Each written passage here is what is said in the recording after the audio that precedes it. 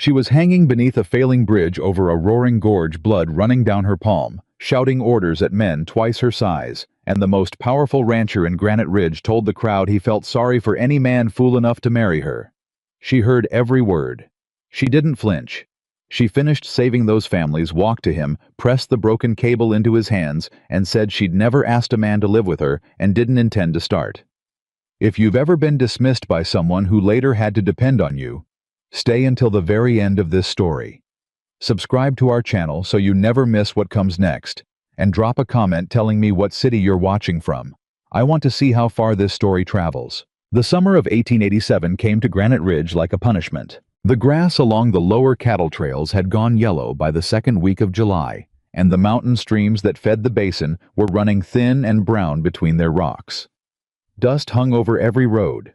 The air smelled of dry pine and baked earth, and the cattle moved slower than usual, heavy with heat, their breath coming in short, exhausted bursts. It was the kind of summer that made men short-tempered and communities brittle, the kind that revealed who a person really was when comfort ran out. Nora Whitcomb had been awake since before sunrise. She always was. The Whitcomb way station sat on the eastern ridge above Raven Gorge, close enough to the suspension bridge that she could hear the timber groan when the wind moved through the canyon. Her mother had built the herb garden. Her father had built the bridge. Nora had inherited both, along with the responsibility of keeping them alive, and she had never once treated that inheritance as a burden. She treated it as a calling. That morning, she had already checked the West Anchor cable, cataloged 3 new bundles of dried yarrow, recorded the overnight river level in her ledger, and prepared a small breakfast for 2 passing ranch hands who had stopped with a lame horse just after dawn. One of them had tried to leave without paying.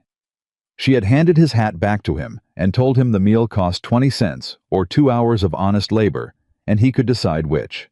He paid. She was crossing the bridge on her 3rd inspection of the morning when she heard the wagon. It was moving too fast. Nora knew that sound the way a river pilot knows the sound of shallow water. The particular slap of wooden wheels against plank, the irregular rhythm of a team that had been pushed harder than was wise. She leaned over the east rail and looked toward the far bank. 6 families. 1 large freight wagon and 2 smaller supply rigs, all loaded heavier than they should have been. The lead driver was trying to make up lost time, and he had misjudged the entrance angle. The front wheels caught the side rail. The wagon lurched.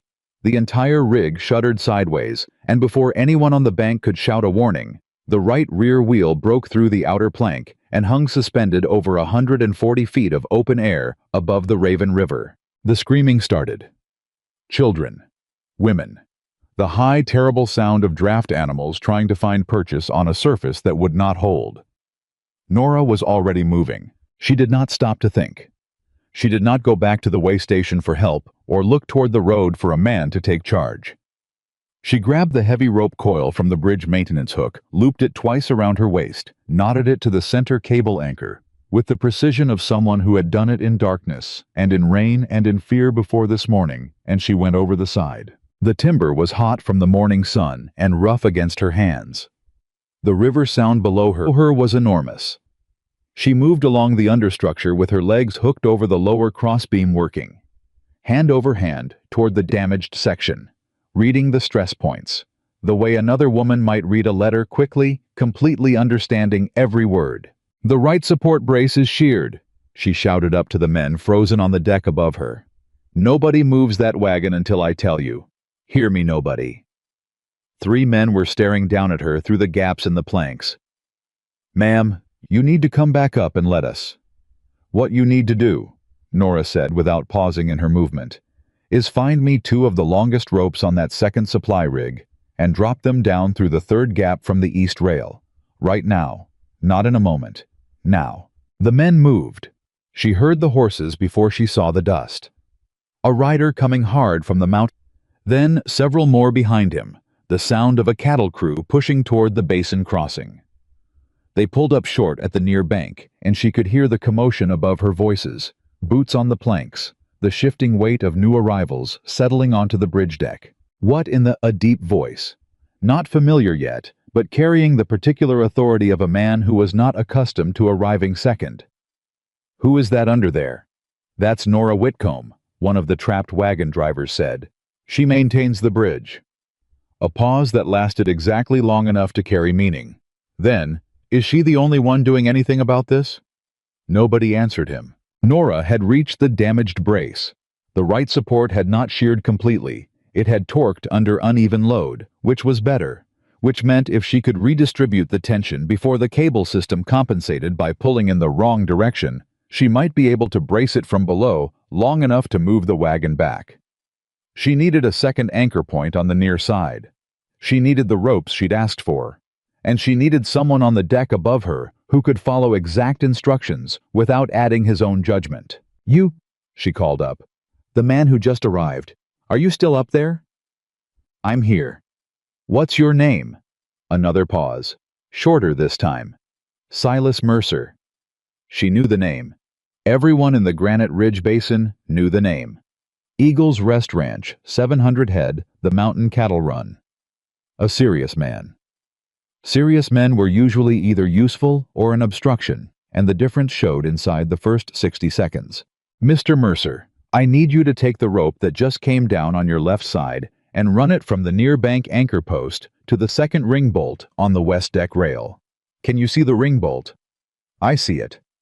"Tie it off with a loaded hitch, not a slip. Then I need your saddle rope, all of it passed down to me through the third gap." A pause. A beat that lasted long enough for her to understand that he was deciding whether he was going to take orders from a woman hanging beneath a failing bridge. "Mr. Mercer," she said, and her voice came out very steady, the kind of steady that was not calm but was controlled. "You can argue with me after those families are alive." She heard him move. The rope came down through the gap 30 seconds later, and it was tied correctly. She used it to reinforce the torqued brace from below, wrapping it twice around the crossbeam and pulling the tension toward the near anchor. It was not a permanent repair. It was a 12-minute repair, which was exactly how long she needed. "Now," she shouted. "Back the wagon, slow. Hands on the traces, not the reins, hands on the traces hold the animals calm, and someone get a shoulder under that right rear axle when the weight shifts. Move it back 6 feet and stop." There was a terrible grinding noise. The whole bridge shuddered. One of the children began crying again, and a woman's voice said something low and fierce that made the child go quiet. Then the wagon moved back, inch by inch. The hanging wheel scraped across the broken plank edge and caught, and for 1 second, the entire structure groaned in a way that made the river below sound closer than it was. And then the wheel found the deck, and the weight distributed, and the screaming tension in the cables eased. Nora held still beneath the bridge until she was certain the brace was holding. Then she unknotted her waist. Rope climbed back up to the deck rail with both hands bleeding from the rough cable work and pulled herself over. She stood on the deck and looked at the families. The children were still pale. The women were clutching one another. The men had the look of people who had just understood how close they'd come to something they couldn't have survived. "Get them across," she told the men nearest the wagons. One rig at a time, slow, no rushing. She was already reaching for the damaged brace cable to examine where it had torqued when she heard the new voice from the near bank. Calvin Rourke. She had never spoken to him directly, but she had seen him twice before, once at the county meeting in May, once outside the freight company office in town. He was a composed man. Well-dressed even on mountain roads, which meant the composure was manufactured, which meant the man beneath it was something other than calm. "This," Calvin said loud enough for the families and the arriving riders, and the men from Silas Mercer's crew, "is precisely what happens when a woman tries to manage public infrastructure alone." What should have been prevented by a competent crossing authority nearly became a tragedy because the bridgekeeper was too proud to accept professional oversight. Nobody argued with him immediately. That was always how it started. One confident voice in the silence, and the silence began to look like agreement. Nora said nothing. She kept her eyes on the cable junction she was examining. "Ma'am," one of Calvin's freight men said from behind her, "Mr. Rourke is speaking." "I heard him," Nora said. "I'm working." She heard Silas Mercer shift his weight somewhere behind her. That particular sound, a big man redistributing his stance, usually meant a man was deciding whether to step forward or step away. She didn't look back to see which he chose. Calvin continued. I've submitted a proposal to the county board for a proper iron crossing, managed by licensed engineers. What nearly happened here this morning is the argument for it. No one person, no woman managing on sentiment and inheritance, should be responsible for the lives of everyone who needs to cross this gorge. One of the ranch families was still on the bridge deck waiting to cross. The mother had a baby on her hip. She was looking at Calvin with an expression that Nora recognized the expression of someone who understood they were being used as a prop in an argument that was not actually about their safety. The families began crossing. Nora counted weights in her head, automatically tracking the load distribution across the remaining supports, watching the tension in the main cables. She would need to replace the torqued brace before anything heavy crossed again. 2 days of work, possibly 3. She would need to order replacement iron from Gideon Pike and pull the support schedule from her father's construction ledger. Her mind was already 3 steps into the repair when Silas Mercer spoke. He had moved closer than she'd realized. He was standing maybe 8 feet away, and he wasn't speaking to her. He was speaking to the men in his crew, the way a man speaks when he wants everyone nearby to hear, but doesn't want to appear to be making a speech. Hard woman, he said. Smart, I'll give her that. But hard. A few of his men made sounds of agreement. No man could live with a woman who treats every breath like a battle. The laughter was low and male and immediate. Nora went still. Not outwardly, her hands kept moving. Her eyes kept tracking the cable line, her breathing didn't change. But something inside her that had been working very fast simply stopped for a moment and held itself quiet. She had heard this before. Not these exact words, but this exact thing. The assessment delivered sideways, meant to be overheard, designed to sting, without giving her a clean target to address. She had heard it from the men who came to her for medicine and left without full payment. She had heard it from the survey committee, who spent 20 minutes explaining that her maintenance records were impressive for a woman. She had heard a version of it from the man who had asked her to marry him 4 years ago. And then when she declined, explained to mutual friends that she was constitutionally incapable of warmth. She set down the cable junction. She unwound the rope from her waist. She picked up the section of snapped bridge cable, 2 feet of braided iron wire, the end of it frayed and strange-looking in a way she had not yet had time to examine closely, and she walked directly to where Silas Mercer stood. She held the cable out to him. He took it automatically, the way a man takes something placed firmly in his hands before he's decided whether he wants it. Then it is fortunate, she said, that I never asked one to. She looked at him long enough for it to mean something. His eyes were gray-blue and weathered at the corners, and currently doing the thing that eyes do when a person is recalculating something they thought they understood. Then she turned and walked off the bridge toward her way station. Her left palm was bleeding. She had known it since she came back over the rail, but had not had time to address it. The cut ran across the base of her fingers, where the rough cable had caught, and it stung in the heat, and she did not look back. Behind her she heard Martha Bell's voice, dry and deliberate as always. "A cheap word costs a man nothing," Martha said, "which is exactly what it's worth." And then silence from Silas Mercer, which was its own kind of answer. Nora cleaned and wrapped her hand at the waystation table. She used yarrow paste and linen strips, the same combination she used for the travelers who came through with rope burns and saddle sores and the various injuries of hard outdoor work. She was efficient about it. She did not allow herself the luxury of sitting still while it hurt. She had a list. The list existed in her head and in her ledger, and on the worst days, on a folded paper she carried in her apron pocket, though she had not needed the paper in some months. Today's list was longer than usual. Replace torqued brace on east section. Order replacement iron from Gideon. Pull father's construction specs. Count maintenance fund. Calculate minimum repair timeline. Record this morning's incident with date and cause notation. She added one more item in her mind, though she did not write it down. Examine the frayed cable end more closely. Something about it had bothered her during the crossing work. She had been too occupied with the immediate emergency to focus on what she was seeing, but her hands had registered something before her mind caught up. The fraying was wrong. Old cable wire frays in long progressive tears. The individual strands stretch and thin before they break. What she had seen on the cut end looked cleaner than that. More deliberate. She needed better light and an undistracted hour before she could be certain. She put it on the list. Martha Bell arrived at the way station at midday.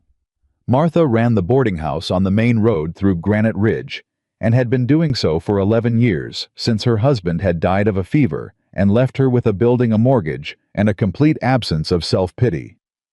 She was 55 years old, and spoke with the particular bluntness of someone who had stopped worrying about whether directness was ladylike sometime in her fourth decade. She brought a covered dish of cold cornbread and a look on her face that meant she had opinions. Nora told her. "I've been sitting all morning," Martha said, and set the cornbread on the table. "I came to tell you what I heard after you left. I don't need a report. You need this one." Martha pulled out the chair across the table and sat in it with the authority of a woman who had decided the chair was hers. Calvin Rourke was talking to Silas Mercer for 20 minutes on the near bank. I couldn't hear all of it, but I heard enough. He's going to ask the county board to schedule a bridge inspection, and he's going to ask Silas Mercer to conduct it. Nora looked up from her ledger. "Silas Mercer doesn't know the first thing about bridge engineering," she said. "No," Martha agreed. "But he's the most respected rancher in the basin, and Calvin Rourke knows that a man who publicly questioned your competence this morning will be seen as a neutral party." Nora set down her pen. The calculation was straightforward and ugly. Calvin had been trying to acquire the bridge crossing for over a year through increasingly formal channels. First, the petition for private management, then the proposal for county condemnation, and now apparently an inspection designed to find fault that would justify what the petitions couldn't accomplish legally. "When's the board meeting?" Nora said. 2 weeks. "That's enough time to complete the brace repair and document it properly." "The documentation isn't the problem," Martha said.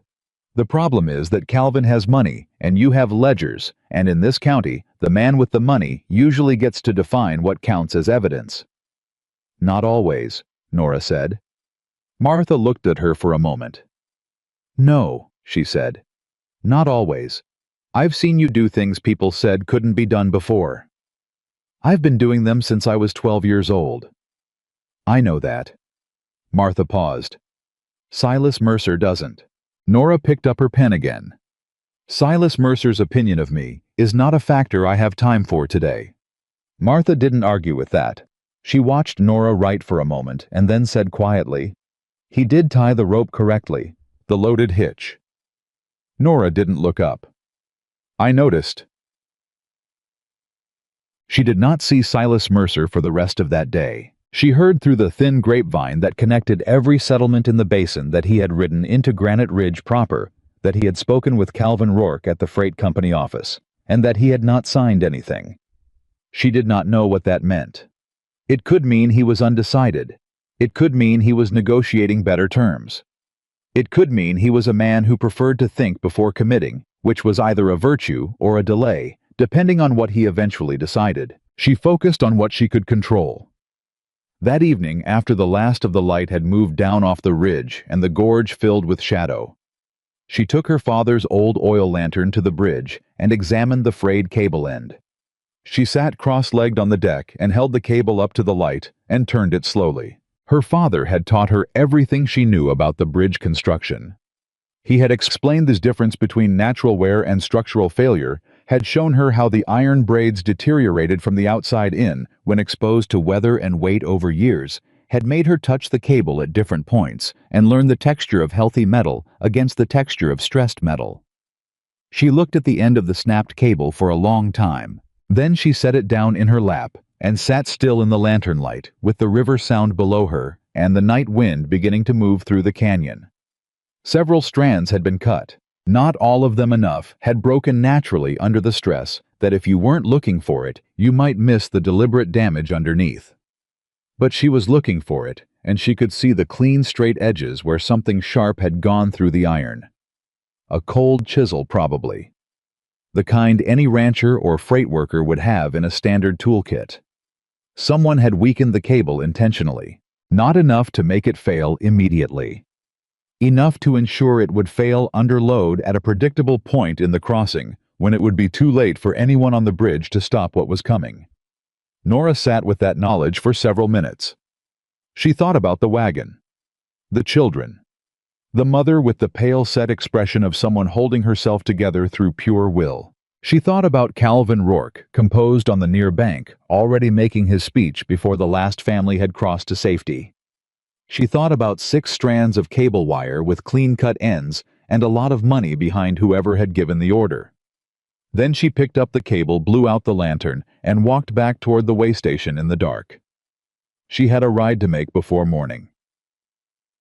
Eagle's Rest Ranch sat high on the mountain shoulder above the basin, and the road to it was exactly as difficult as everything Silas Mercer seemed to prefer.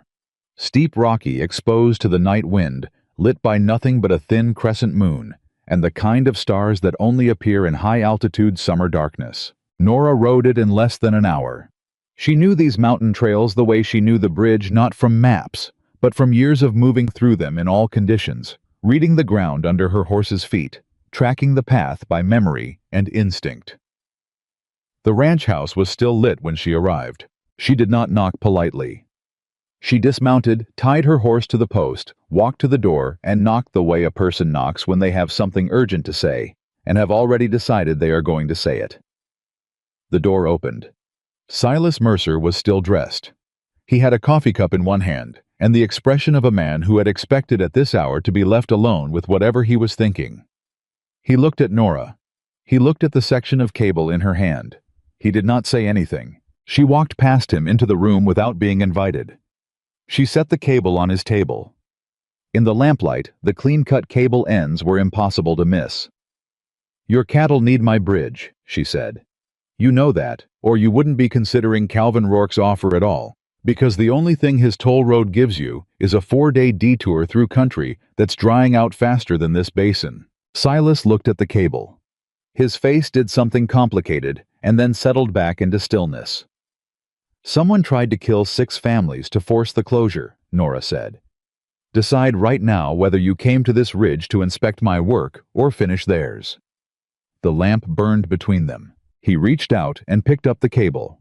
He turned it slowly, the way she had turned it, and she watched him see what she had seen, the clean edges, the deliberate pattern. The fact that this was not accident or neglect, or the failure of a woman who couldn't manage what she'd inherited. This was a crime. His jaw moved.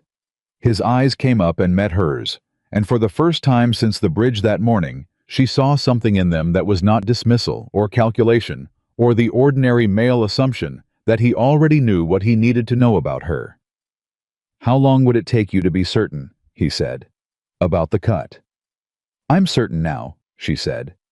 "I've been studying cable wear for 17 years. He looked at her. She looked back at him. "All right," he said. He set the cable down between them on the table. "Tell me what you know." Silas didn't sleep that night. He sat at his table with the cable section in front of him, and his coffee going cold, and his mind doing the kind of work that has nothing to do with rest. He turned the cut ends toward the lamp again and again, not because he needed more convincing, but because he was the kind of man who required certainty before he moved, and certainty required time. And time was the one thing this situation was not going to give him in abundance. He had dealt with Calvin Rourke twice before. Small dealings, a freight rate dispute, 2 seasons back, a grazing boundary question that resolved itself before it needed lawyers. Both times Calvin had been reasonable patient and ultimately gotten what he wanted through a combination of paperwork and social pressure that was difficult to argue against because it never quite crossed into anything you could call dishonest. That was Calvin's particular skill. He operated in the territory between legal and right, and he had been doing it long enough that he'd stopped noticing the difference. Silas noticed it now. He was still sitting at the table when his foreman Pete Dawes came in at first light to report on the lower pasture. Pete was 61 years old and had been working cattle since before Silas was born, and had the particular quality of old ranch hands who have seen everything twice and stopped being surprised by most of it. He looked at Silas sitting at the table with the cold coffee and the piece of bridge cable and said nothing for a moment. Then he said that the Whitcomb bridge cable, part of it, Silas said. Pete looked at it. Cut. Yes. Pete pulled out the chair across from him and sat down with the slow deliberateness of a man whose knees had strong opinions about mourning. Calvin Rourke, he said. It was not a question. I don't have proof of that yet. No, Pete said. But you will. He looked at the cable again. What did she say when she brought it to you? Silas told him. Pete was quiet for a moment. Then he said, She rode up here alone at night with evidence of a crime and laid it on your table. Yes. And you still think she's too hard to live with? Silas looked at him. Pete stood up and went to the stove to start the breakfast fire and said nothing else on the subject. Nora was already at the bridge by the time Silas rode down from the mountain. She had her tools laid out on the deck and her father's construction ledger open on the flat support box she used as a work table, and she was measuring the torqued brace with a careful, methodical attention that suggested she had been at it for some time. She did not look up when he arrived. I thought about it, he said. I could tell you were going to, she said, still measuring. I'll help with the repair. She looked up then. Her eyes were level and assessing, and he had the uncomfortable sensation of being evaluated with the same precision she applied to bridge hardware. On what terms? She said. Your terms, he said. You give the orders, I follow them. I don't speak for you at the county meeting. A pause. You don't move my tools. I won't touch your tools. And you don't treat my property as an extension of yours. Agreed. She looked at him for another moment. Then she nodded once, the way a person nods when they're filing something away for later reference, rather than expressing warmth, and went back to her measurements. He picked up a board from the supply stack without being asked and waited for her to tell him where it went. She told him. He put it there. That was how the first morning worked. By midday, they had replaced 2 of the damaged planks and begun examining the east tower brace. Nora worked with a focus that made silence feel purposeful rather than uncomfortable. She wasn't ignoring him. She was simply operating at a pace that had no room for conversation that didn't serve the task. He found himself matching it without deciding to. She handed him one end of a measuring line. He held it at the correct point without being instructed to look at the anchor ring first, because he could see where the line needed to terminate. She noticed. She didn't say anything, but she noticed. Around the second hour, his left shoulder began to tighten. He had broken it badly 6 years ago when a horse rolled on him during a cattle push in the high pass, and it had healed with a stubbornness that showed up in extremes of heat and sustained overhead work. He did not mention it. He had been not mentioning it for 6 years. Nora said without looking at him, Your left shoulder locks up when you work overhead. He stopped moving. It's fine. It isn't, and lying about it will make you less useful, which defeats the purpose of having you here. She was already moving toward the way station. Come inside when you finish that board. He finished the board. He went inside. She had a compress ready, a cloth folded over a thick paste that smelled of dried herbs he couldn't name. She held it out to him and said, Heat helps the joint capsule, 20 minutes. He looked at the compress. He looked at her. The automatic refusal was already forming. He didn't need doctoring. He didn't accept charity. The shoulder was manageable, and then he remembered Pete's voice that morning saying, What did she say when she brought it to you? And he thought about the woman who had ridden up a mountain road in the dark alone to lay evidence of a crime on a stranger's table. He took the compress. It's not charity, she said, going back to her ledger. You're repairing my roof this afternoon. Consider it a trade. He looked at the roof of the medicine room. There was a water stain along the north wall that told the story of many seasons of rain finding its way through damaged shingles. I didn't agree to that, he said. No, she said. But you will. He did. That afternoon he climbed the medicine room roof with cedar boards and iron nails from his own saddlebag, and replaced the damaged section while Nora worked below him on the bridge ledger documentation. It took him 2 hours. When he came down, she had prepared coffee and set a cup on the work table without looking up from her writing. He drank it. He looked at what she was writing. The ledger entries were detailed and dated not just the current repair, but a running record that went back through her mother's time and into her father's every replacement board and cable tension adjustment and anchor resetting, documented in a clear hand that shifted across the decades as each generation added to the previous one's record. 17 years, he said, remembering what she'd told him the night before. 19, she said. I started making entries at 12 before my father would let me do the actual work. He looked at the column of dates. 1868.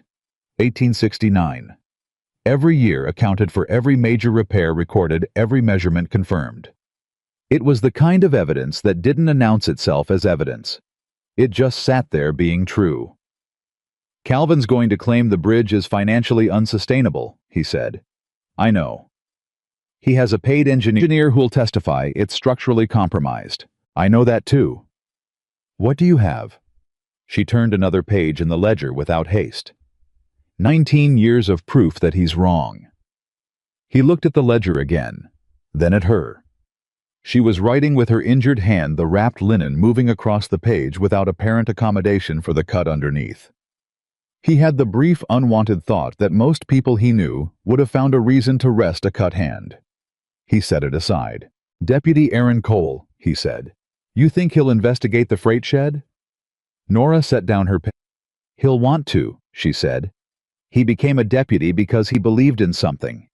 He's just spent the last 2 years learning that believing in something costs more than they told him when they pinned the badge on. She paused. But I think if someone gives him a specific concrete reason, not a general suspicion, but actual direction, he'll follow it. The tracks near the anchor. They lead southeast. There's a freight company storage shed off the lumber road about 2 miles out. If whoever cut that cable stored the tool there afterward, there might be something left. You already looked. I found tracks. I didn't go further alone.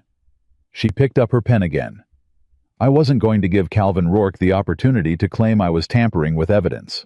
He thought about that. About the restraint it required to stop when stopping was the right thing, even when your hands wanted to keep moving. I'll go with you to talk to Aaron, he said. She looked at him. I'll talk to Aaron. You can be present.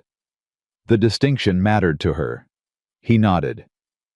They found Deputy Aaron Cole at the livery stable, where he had gone to avoid being found at the sheriff's office. He was 26 and had the look of someone who was trying very hard to appear more settled than he felt, which was the particular expression of a young official who had recently discovered that the institution he served had complicated loyalties. He looked at Nora when she walked in, then at Silas, then back at Nora with something in his expression that suggested he'd been expecting this conversation and had been hoping to postpone it. Miss Whitcomb, he said. Aaron, she said. She set the cable section on the hay bale between them. You've seen cable failure before. He looked at the cable. His face changed. That's a clean cut. Most of it. Enough of it. He reached out and picked it up, turned it the way both she and Silas had turned it, and she watched him see what she had seen. He was quiet for longer than most people would have been, which meant he was actually looking, rather than just confirming what he expected to find. Where does the freight shed track go? She said. He put the cable down. Miss Whitcomb, Calvin Rourke's company funds 30% of the county jail budget. I know. If I go looking through his storage shed and I'm wrong. You won't be wrong, she said. And you know you won't be wrong, which is why you're standing here looking at that cable instead of telling me it could have frayed naturally. A silence. Aaron looked at Silas. Silas said nothing. He had agreed to be present, not to speak for her, and he held to that. A badge that only works against poor men, Nora said quietly, is not law, it's decoration. Aaron's jaw tightened. I'm not asking you to arrest anyone today, she said. I'm asking you to look. Another long silence. The sound of horses moving in the stalls. The summer heat pressing through the stable walls. Southeast, Aaron said finally. Lumber Road. Yes. I'll go tomorrow morning, early. He looked at her. Alone. If I find something, I'll bring it to you directly. I'm not filing anything through the sheriff's office until I know what I'm dealing with. That's all I'm asking, she said. She picked up the cable and left. Silas followed. Outside in the full afternoon heat, she walked 2 steps and stopped and stood very still for a moment with her back to him. "That was well done," he said. She turned around. There was something in her face that was not quite surprise, but was close to it, the look of someone who had braced for a different response and was recalibrating. "He'll do it," she said. "I know. You knew before you walked in." "I knew he was capable of it," she said. "That's not the same as knowing he'd choose it." He thought about the difference between those two things for the rest of the afternoon. The rumor reached Nora through Martha Bell on the third day of the repair work. Calvin had been talking.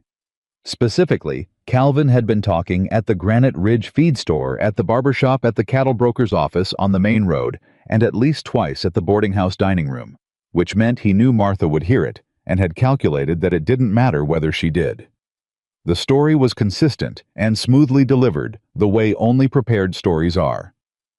Nora Whitcomb had known the East Cable was failing for months. She had delayed replacing it to avoid the cost. The near disaster with the wagon families was the result of her negligence, and her dramatic repair performance was the action of a guilty woman trying to redirect attention from her own failures. "He's good at it," Martha said, sitting across from Nora at the waystation table. "I'll give him that. He tells it calmly with a worried expression like he hates to say it." Nora was eating. She did not stop eating. "The Ellerby family has started going around," Martha said, "using the toll road instead. That adds 3 hours each way." "I know, but they're afraid." Nora set down her fork. "Who else?" "The Boone family, Elias Boone specifically." Martha paused. "Though I suspect there's more to that than Calvin's story." "Elias owes the freight company," Nora said. It was not a guess. She had seen the freight company debt notices through the same community grapevine that brought her everything else. "He's not avoiding the bridge because he's afraid. He's avoiding it because he's been told to." Martha was quiet. "People are going to stop coming," Nora said. It was a statement, not a complaint. She was mapping the consequences the way she mapped load distributions, without sentiment, with accuracy. "I'll lose the supply customers, some of the medicine payments. There'll be a period where the community pulls back. Can you sustain through that?" "I've sustained through worse," Nora said, and picked up her fork again. But that evening alone at the bridge with her ledger, she ran the numbers. The maintenance fund had a 4-month cushion. The replacement iron order from Gideon Pike would take a large portion of that. If the supply customers stopped coming through the bridge for even 6 weeks, the cushion would shrink to 2 months. And if the county board scheduled the hearing in the next few weeks, she would need to spend money on documentation that she had been counting for repair materials. She wrote the numbers in the margin of the ledger. Then she turned the page and started planning. Silas found out about the rumor from Pete, who had heard it from the cattle broker who had been one of the rooms where Calvin told his story. He rode down to the way station that afternoon and told Nora he intended to find Calvin and make clear that the story was false and that continuing to spread it would have consequences. Nora said no. "He cut your bridge cable," Silas said, "and now he's calling you negligent." "I know what he's doing." "Then let me—" "Let you what?" she said. "Go to Calvin Rourke and threaten him. And what does the county see when that happens? The powerful rancher defending the bridge woman. Which is exactly what Calvin wants them to see, because it confirms that I can't defend myself without you." He stopped. "A threat from you doesn't hurt Calvin," she said. "It hurts me. It makes me look like I need a protector, which gives his story a frame it doesn't have right now."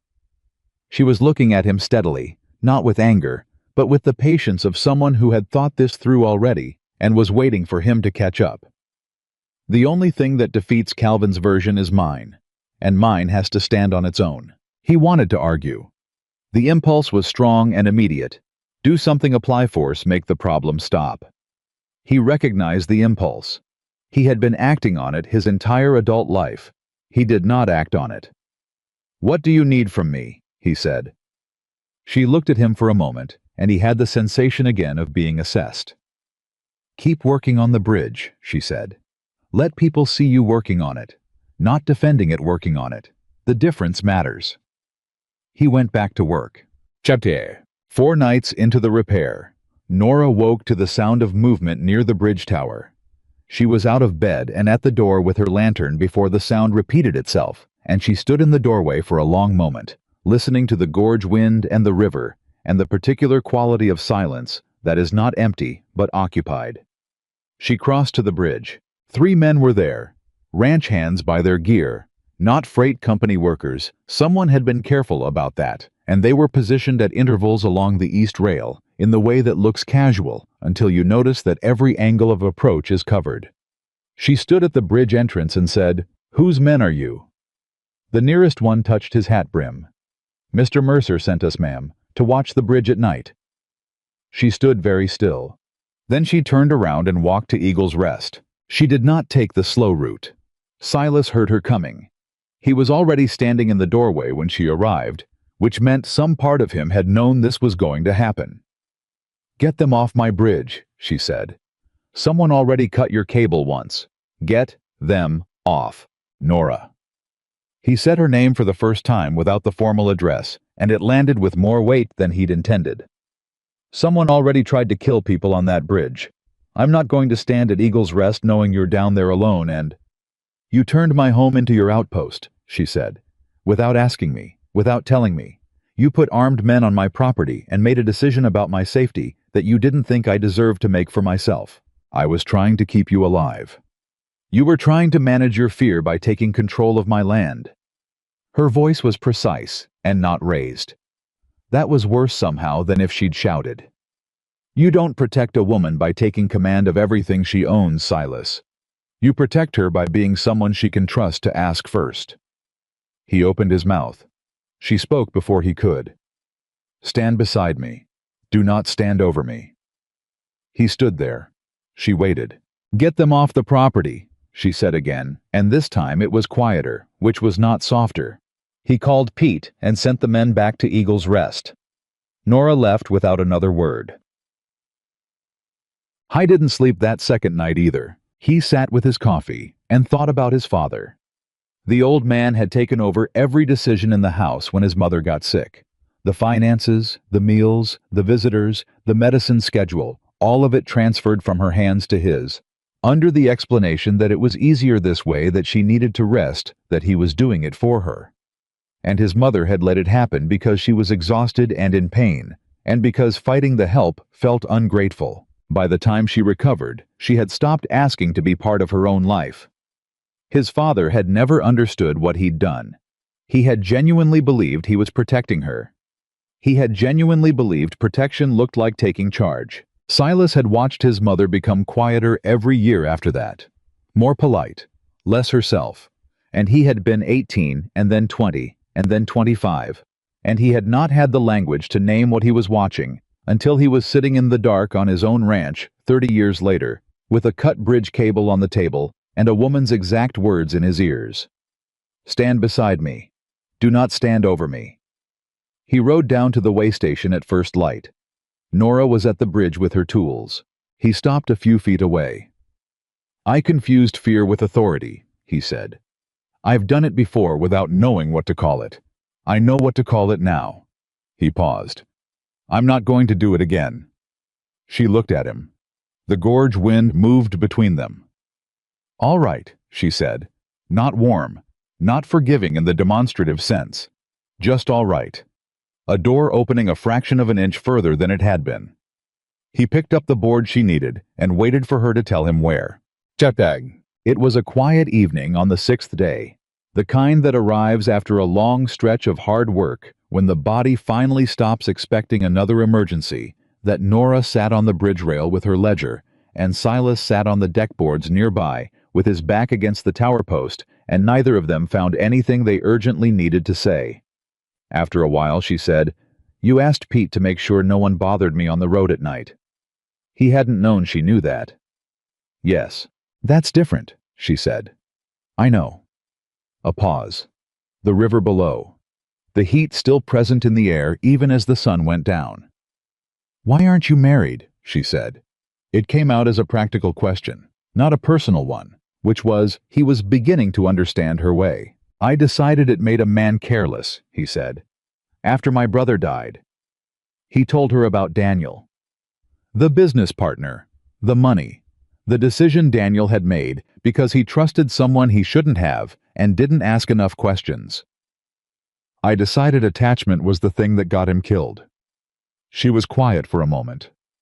Attachment didn't kill your brother, she said. A dishonest partner did. He looked at her. Blaming the bond rather than the betrayal, she said, just means you spend the rest of your life being careful about the wrong thing. He didn't answer right away. She didn't push. He sat with it for a long time, turning it over the way he had turned the cable, and he found that it was true.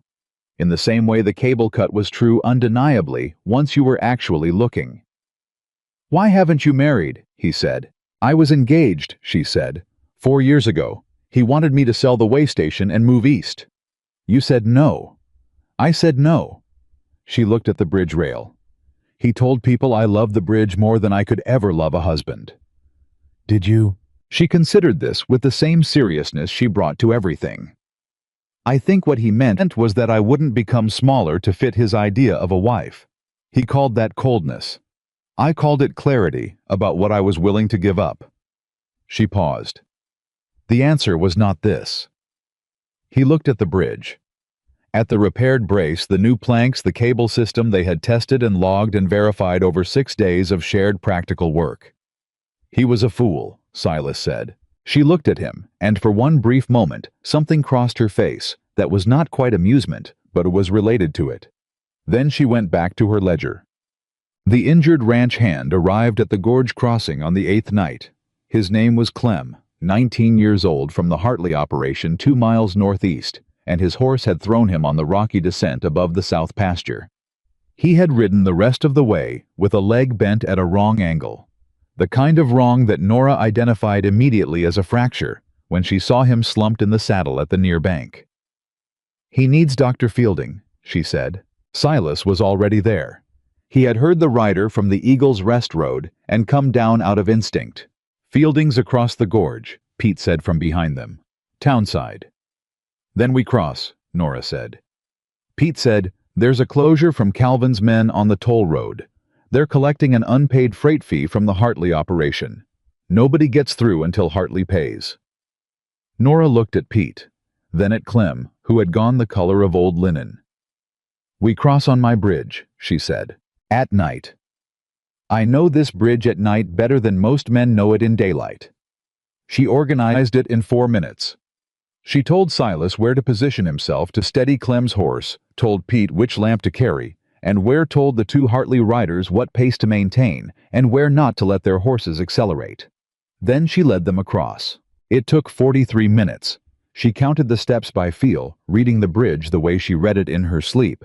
The creak patterns, the cable tensions, the places where weight distributed unevenly and needed compensation.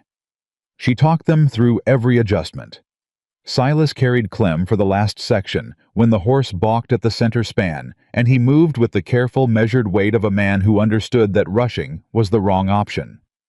They came out on the town side. Clem survived. Dr. Fielding set the fracture within the hour, and the boy was pale and shaky, but alive and clear-eyed by the time morning came.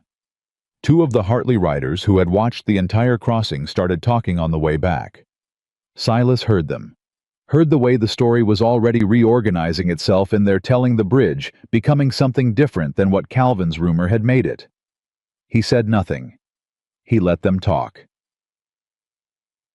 Deputy Aaron Cole came to Nora 3 days later. He came quietly in the early morning without his badge visible, and he brought a freight company ledger that he set on her work table with the careful movements of someone who understood exactly how heavy what he was carrying was. I found it in the storage shed, he said, behind a tool chest. Nora opened it. Silas stood beside her, not behind, and read over her shoulder. The ledger was a payment record. Standard columns, standard formatting, the ordinary accounting of a freight company moving money around for various purposes. Most of it was unremarkable. One entry was not. Dated 3 weeks before the wagon incident. Amount in the range of $20 wages for skilled labor. Description: cable removal, Whitcomb Crossing. The name of the payee had been torn from the page. not cut neatly torn in the particular hasty way that suggests someone realized the mistake after the fact. "The handwriting on the entry," Aaron said. "It matches entries I've seen Calvin's foreman make elsewhere." Nora looked at the entry for a long time. Then she closed the ledger. "I need this protected," she said. "I know." Aaron paused. "I'm going to copy it tonight and keep the original in a location that isn't the sheriff's office." "That's good thinking," she said. Aaron looked at her, then at Silas. There was something in his expression, not quite relief, but close to it. The look of a man who had done the harder thing and had not yet decided whether it had been worth it. "There's more," he said. "I heard something from the Hartley riders about the night crossing, about how many people that bridge has moved safely." He paused. "Opinion is shifting, slowly, but it's shifting." He left. Nora set the closed ledger on the table and did not move for a moment. Silas said, "That's your evidence." "Part of it," she said. "The name is missing." "The name will come from somewhere else." She looked at him. "It always does," he said. "Someone always talks." Before she could answer, the medicine room window shattered. Not a rock. Not wind. The particular explosive sound of glass broken by something moving fast, and the lamp on the sill went sideways, and Nora caught it by instinct before the oil could spread, and Silas was already at the door. And outside, there was darkness and the sound of a horse moving fast away from the property, and nothing else. The ledger was gone. In the 30 seconds that the broken glass and the caught lamp and the movement at the door had occupied their attention, someone had taken it off the table. Nora stood in the middle of the room with the recovered lamp in her hand and the glass around her feet and the empty table in front of her. She looked at Silas. He looked at her. "Aaron made a copy," she said. Her voice was very quiet. "Yes," he said. She set the lamp down. "Then we still have it." She was right. But standing in that room with the cut glass and the empty table and the sound of a retreating horse fading into the mountain dark, right didn't feel like enough yet. It felt like a warning about what Calvin Rourke was willing to do, and how little distance remained between what he was willing to do and what he hadn't done yet. Nora did not sleep after the window broke. She swept the glass boarded the window frame with the spare cedar planks left over from the roof repair and sat at her work table with her ledger open in front of her. She wrote everything down: the time, the sound, the direction of the retreating horse, the fact that the ledger had been on the table and was gone when the glass stopped falling. She wrote it in the same careful hand she used for bridge measurements, because evidence is only evidence when someone has recorded it, and she had learned that lesson from her father before she was old enough to understand why it mattered. Silas stayed. He didn't ask if he could. He pulled the chair to the corner of the room where he could watch both the boarded window and the door, and he sat in it, and he did not pretend the situation was less serious than it was. Around 2 in the morning. Nora looked up from her writing and said, "You should sleep." "I'm not tired," he said. She looked at him for a moment.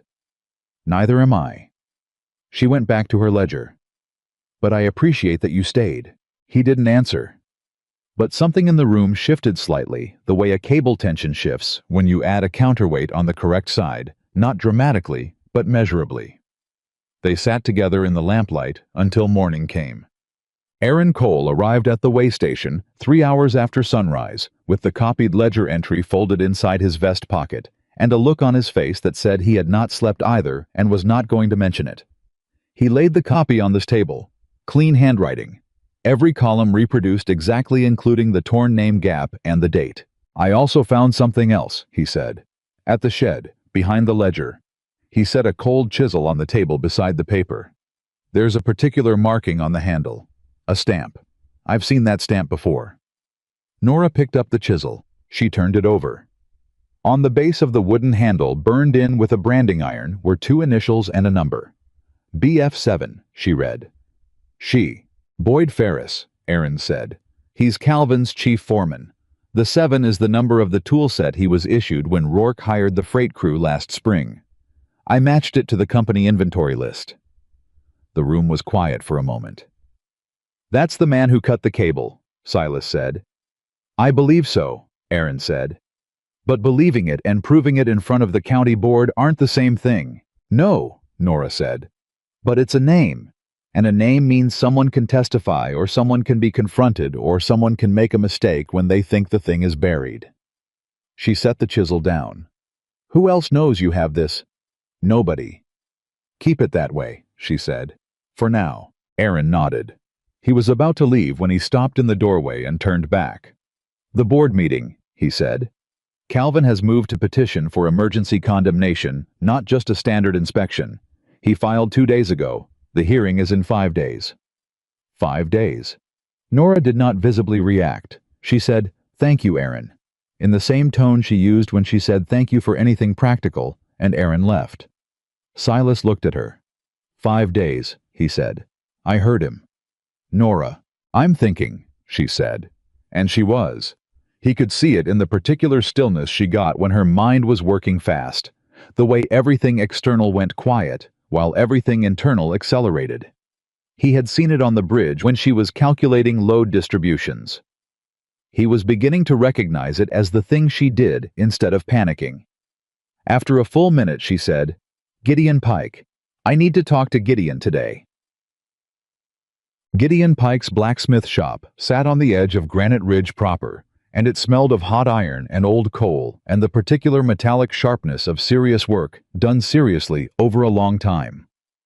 Gideon was 63 years old and had been shoeing horses and forging ironwork in this county since before the railway reached the territory, and he had the hands of a man who had spent 4 decades making permanent things out of raw materials. He also had a memory that was better than any written record he'd ever been given credit for. I was at his forge when Nora and Silas arrived, and he looked up with the unhurried attention of a man who takes his time assessing things before he responds to them. "Nora," he said, "heard about your window." "Word travels fast," she said. "Travels faster when people are nervous." He set down his hammer. "What do you need?" "I need you to tell me what you remember about stamping the original bridge anchors," she said. "Specifically whether you used your personal blacksmith mark and whether you dated them." Gideon looked at her. "I marked every piece of ironwork I ever made that was meant to be permanent. Your father's bridge anchors were dated and stamped in the spring of 1861. He paused. "I used my mark, the double G with the crossbar, and the year, same as I always did." "Are the stamps on the anchor plates themselves or on the bolt hardware?" "Both," he said. "Your father insisted. He said a structure should be signed the way a man signs his name to a contract because it is one." Nora was quiet for a moment. "The main east anchor," she said. "Where exactly is it set?" "Beneath the rock shelf on the east tower base," he said. "Your father and I set it 18 inches below grade and poured around it. He said he never wanted anyone to accidentally undercut it doing road work." Gideon paused. "It's never been exposed. Far as I know, it's still exactly where we put it." "Then it's still there," she said, "with your stamp and the date." "Should be." He looked at her steadily. "What are you planning?" "To dig it up before the hearing," she said. "So the board can see that this bridge predates Calvin Rourke's road claim by 26 years. Gideon was quiet for a moment. Then he picked his hammer back up and set it on the edge of the forge with the careful placement of a man putting something down so his hands would be free. "I'll come with you," he said. "I'll testify to what I made and when I made it. My mark is my word, and my word is still good in this county." "Yes," Nora said. "It is." Silas watched her shake Gideon's hand, not the way women sometimes shook hands in that county, which was to say briefly and at reduced pressure, as if the gesture needed to be apologized for, but fully the way you shake the hand of someone whose commitment you are taking seriously. Gideon shook back the same way. They began digging that afternoon. The rock shelf at the east tower base was solid, and the soil beneath the protective overhang was compacted and dry, which was difficult work, but also meant the iron beneath it had been sealed against weather for 26 years. Silas used the pickaxe. Gideon directed the excavation based on his memory of exactly where the pour had ended. Nora measured from the tower base to locate the correct position. 15 inches down, Silas's pickaxe hit metal. The sound rang up through the handle in a way that made all 3 of them stop and be still for a moment. They cleared the remaining soil by hand. The anchor plate was exactly as Gideon had described, solid forged iron, heavy, seated in its poured casing as firmly as the day it was set. On the upper face, clearly stamped, despite a generation of burial, were the double G mark and the numerals 1861. Gideon looked at it for a long moment. His expression was not triumphant. It was something quieter, the look of a man seeing his past work still standing after decades, confirming that the care he had taken was not wasted. "There it is," he said. Nora photographed the marking in her ledger with a written description. She had Gideon sign the entry. She had Silas witness it. Then she said, "We put it back exactly as it was. I don't want anyone claiming we disturbed evidence." Calvin Rourke came to Eagle's Rest that evening. Silas heard the horse and was at the porch before the rider reached the gate. He stood with his arms at his sides and watched Calvin dismount, with the composed, unhurried movements of a man who had decided he controlled the outcome of every room he entered. "Silas," Calvin said pleasantly, "I was hoping we could speak privately." "We're speaking now," Silas said. Calvin looked at the empty porch, the absence of Nora, and appeared satisfied by it. "I want to offer you the original terms again. Free transport 5 years. Priority freight access." He paused. "And the Spring Meadow parcel once the crossing transfers to company management." Silas said nothing. "You're in a difficult position," Calvin said. "Your lower grazing is failing. Your railway lease requires you to deliver 700 head before the end of summer. Without a reliable crossing, you're looking at the toll road route, which I think you've already calculated doesn't work for your timeline." He smiled, not unkindly. "I'm offering you a way out. You broke the bridge," Silas said. "And when it didn't fail fast enough, you sent someone to steal the evidence from Nora Whitcomb's table." Calvin's expression did not change, which was its own kind of answer. "Those are serious accusations." "They are," Silas agreed. "And I have a copy of your payment ledger and a cold chisel with Boyd Ferris's tool stamp on the handle. So does someone else in a location you haven't found yet." A silence. For the first time, Calvin's composure shifted, not dramatically, not into anything that looked like guilt or fear, but into a kind of stillness that was calculating rather than calm.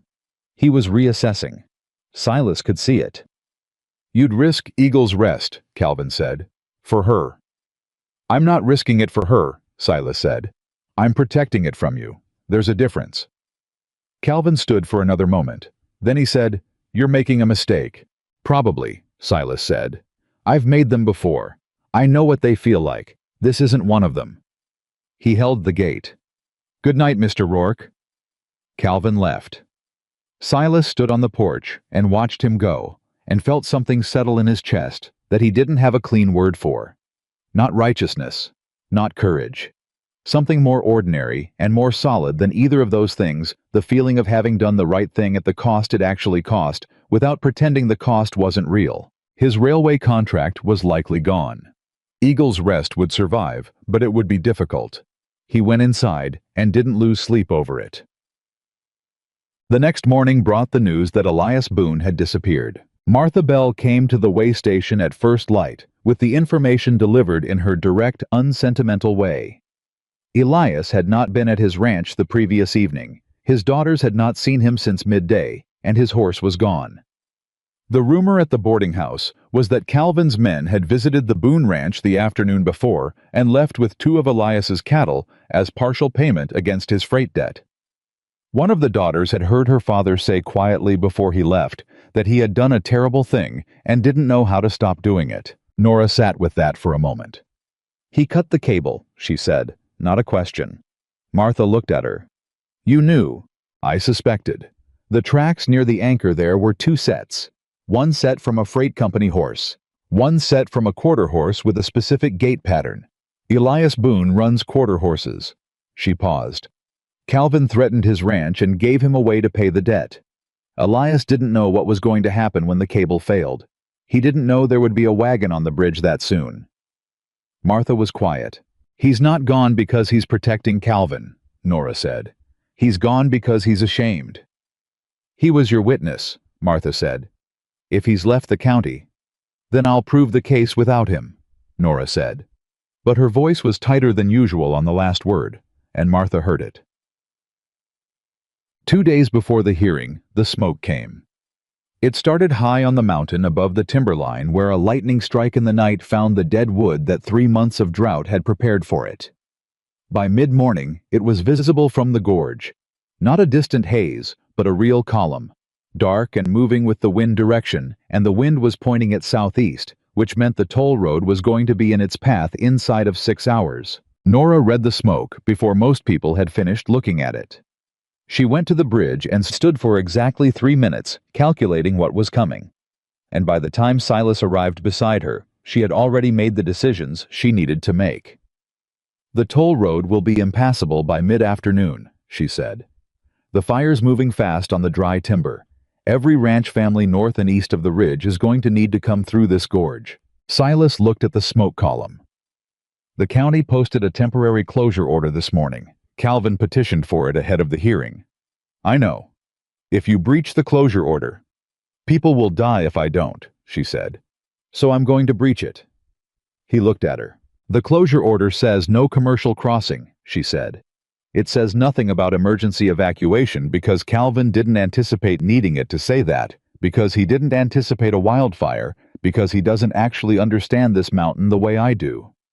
She looked at the smoke again. "The order is bad law applied to a situation it wasn't written for.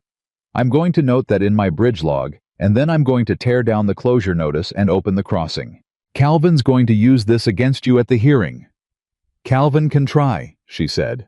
"I'll take my chances with a county board that has to look at the families I moved to safety versus the ones he locked behind a closure order during a wildfire." She walked to the notice posted at the bridge entrance, took it down with both hands, folded it carefully, and placed it in her ledger as an exhibit. Then she sent Silas to ride the north road and turn the ranch families toward the gorge crossing.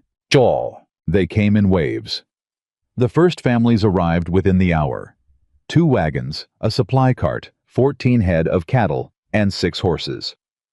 Nora counted the weight of every vehicle by type and load, and arranged the crossing sequence in her head before the first wheel touched the deck planks. "Families first," she said. "Cattle in groups of no more than 8. Heavy freight comes last and only if the lighter loads hold the tension readings I need." She was looking at the cable system as she spoke, reading the vibration in the main line. "The east anchor is solid. The west cable has 200 more pounds of tolerance than the rating I posted because I always set my public ratings conservative. We have room." A man at the front of the wagon line said, "Ma'am, who authorized?" "I did," she said. "The bridge is open. Move your family across." He moved his family across. Calvin Rourke arrived 40 minutes into the crossing. He came with 2 men from the freight company and a copy of the closure order and a face that had finally run out of composure. The fire smoke was visible from where they stood, heavy and moving, and the number of people queued at the bridge entrance was argument enough against anything he planned to say, but he said it anyway. "This crossing is under county closure," he said loudly to the crowd as much as to Nora. "Any accident that occurs during unauthorized use is Miss Whitcomb's personal liability. I am advising everyone here to return to the toll road." A woman holding a child on her hip said, "The toll road is on fire, Mr. Rourke." "It is not." "My husband's cattle are on the toll road," she said. "I can see the smoke from here." Calvin looked at the smoke. Something moved behind his eyes, the rapid recalculation of a man whose plan had encountered a reality it wasn't designed to accommodate. "The liability," he started. "Ride north and make sure people know to come this way," Nora told Silas without looking at Calvin. Silas rode north. Calvin was left standing at the entrance with his 2 freight men and his closure notice, and no audience that wasn't already moving toward the bridge. He shouted something after Silas.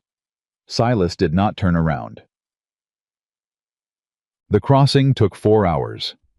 In the 3rd hour, the west anchor began pulling. Nora felt it before anyone saw it.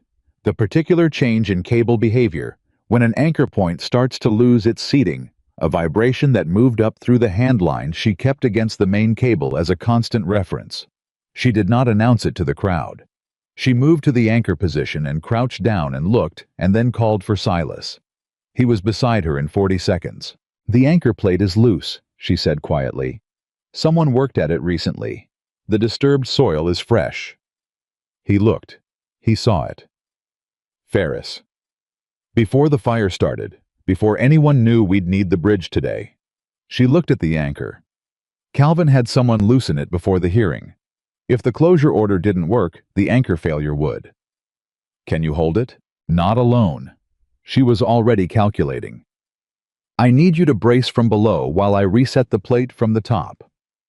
We have to do it while the crossing continues because stopping it now would cause a worse panic than the delay. He didn't argue. He didn't ask if there was another way. He looked at the descent to the anchor position and said, "Tell me what you need." She told him. They worked side by side, him holding the plate from below with both hands braced against the tower timber, her resetting the anchor fastening from above with a leverage bar and the tools she kept in the emergency box on the tower post. The vibration in the cable eased. The plate seated back into its correct position. They were climbing back to the deck when Boyd Ferris appeared. He had come up from the south bank on foot moving fast, and he was heading not for Calvin, but for the far end of the bridge where the closing families were still crossing. He had a tool bag.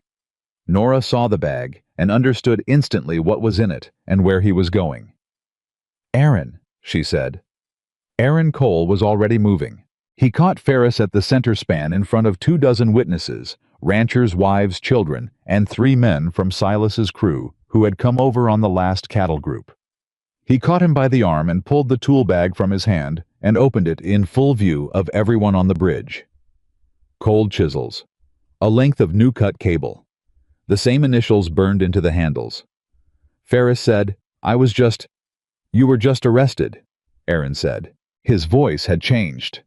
It was not the voice of the young deputy who had stood in the livery stable worrying about the county jail budget.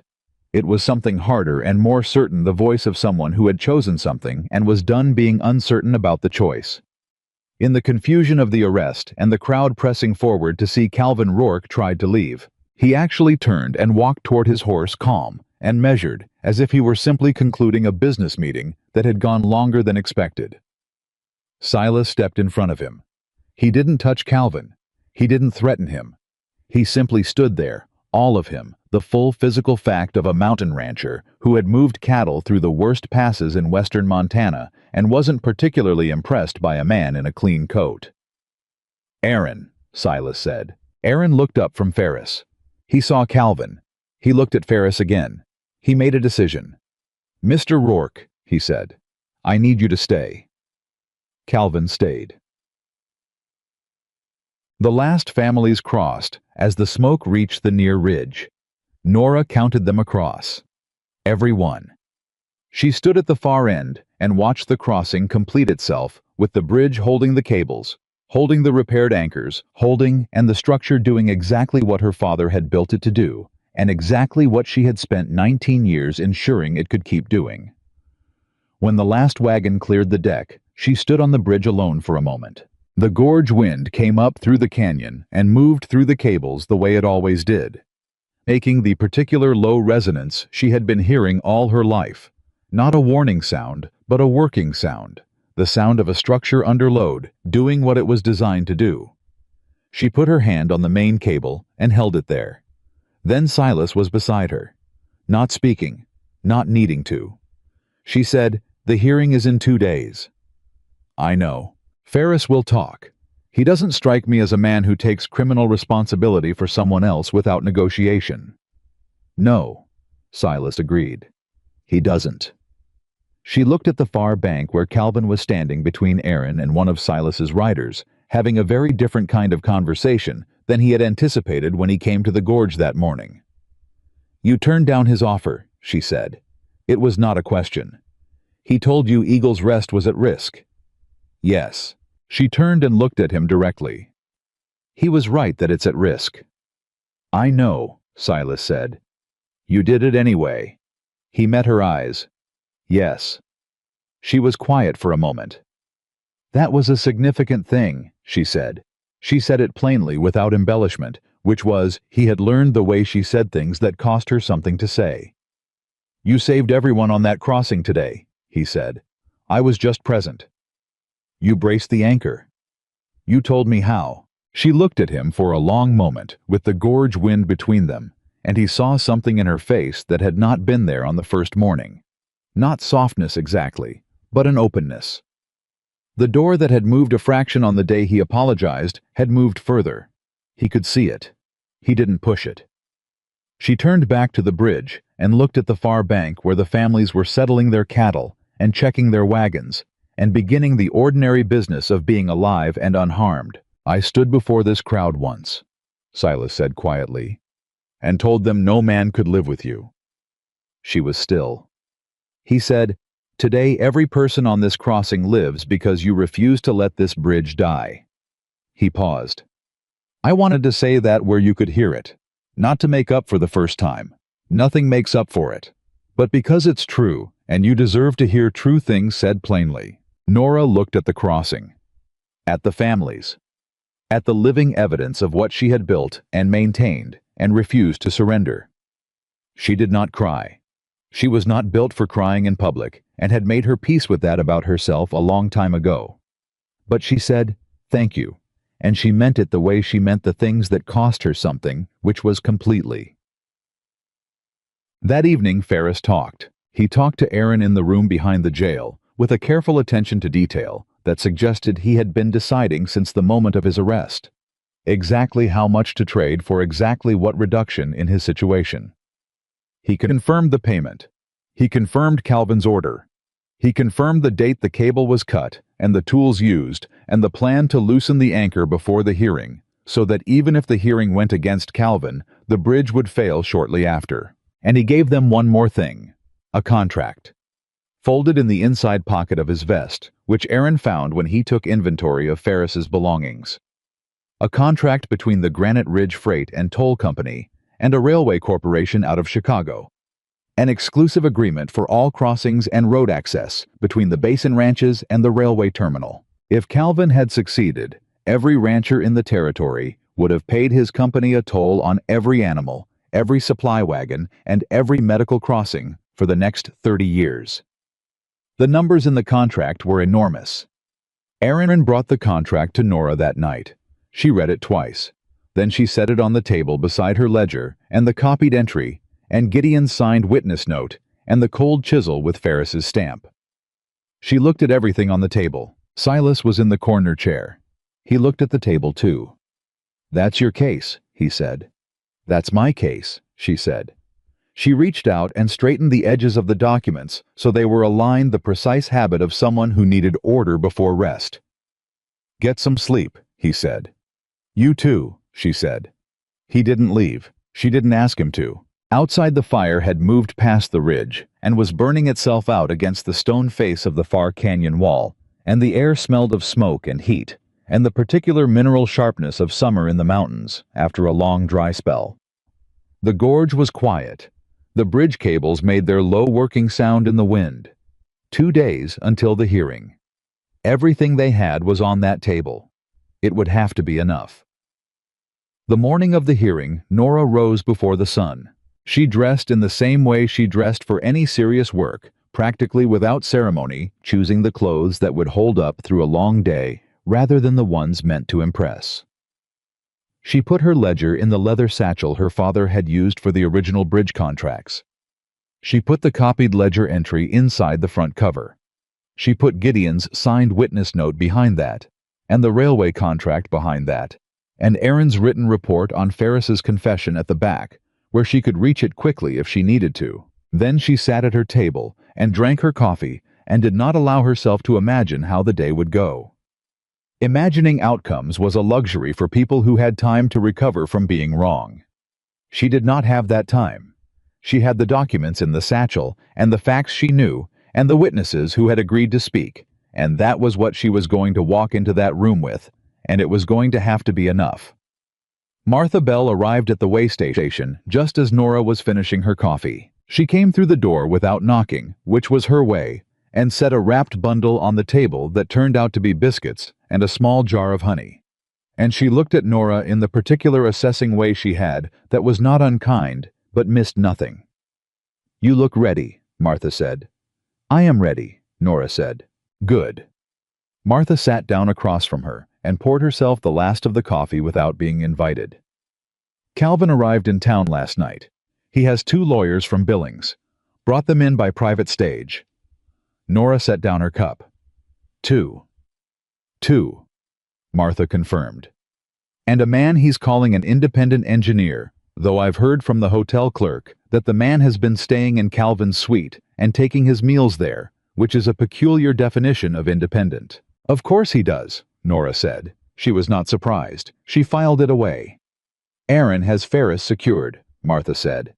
The sheriff tried to release him on Calvin's request this morning, and Aaron told him the prisoner was material to a county hearing and couldn't be moved without the board's authorization. She paused. The sheriff was not pleased. Aaron is learning, Nora said. He's learning fast, Martha agreed. Necessity is a good teacher. She looked at the satchel. How strong is your case? Strong enough, Nora said.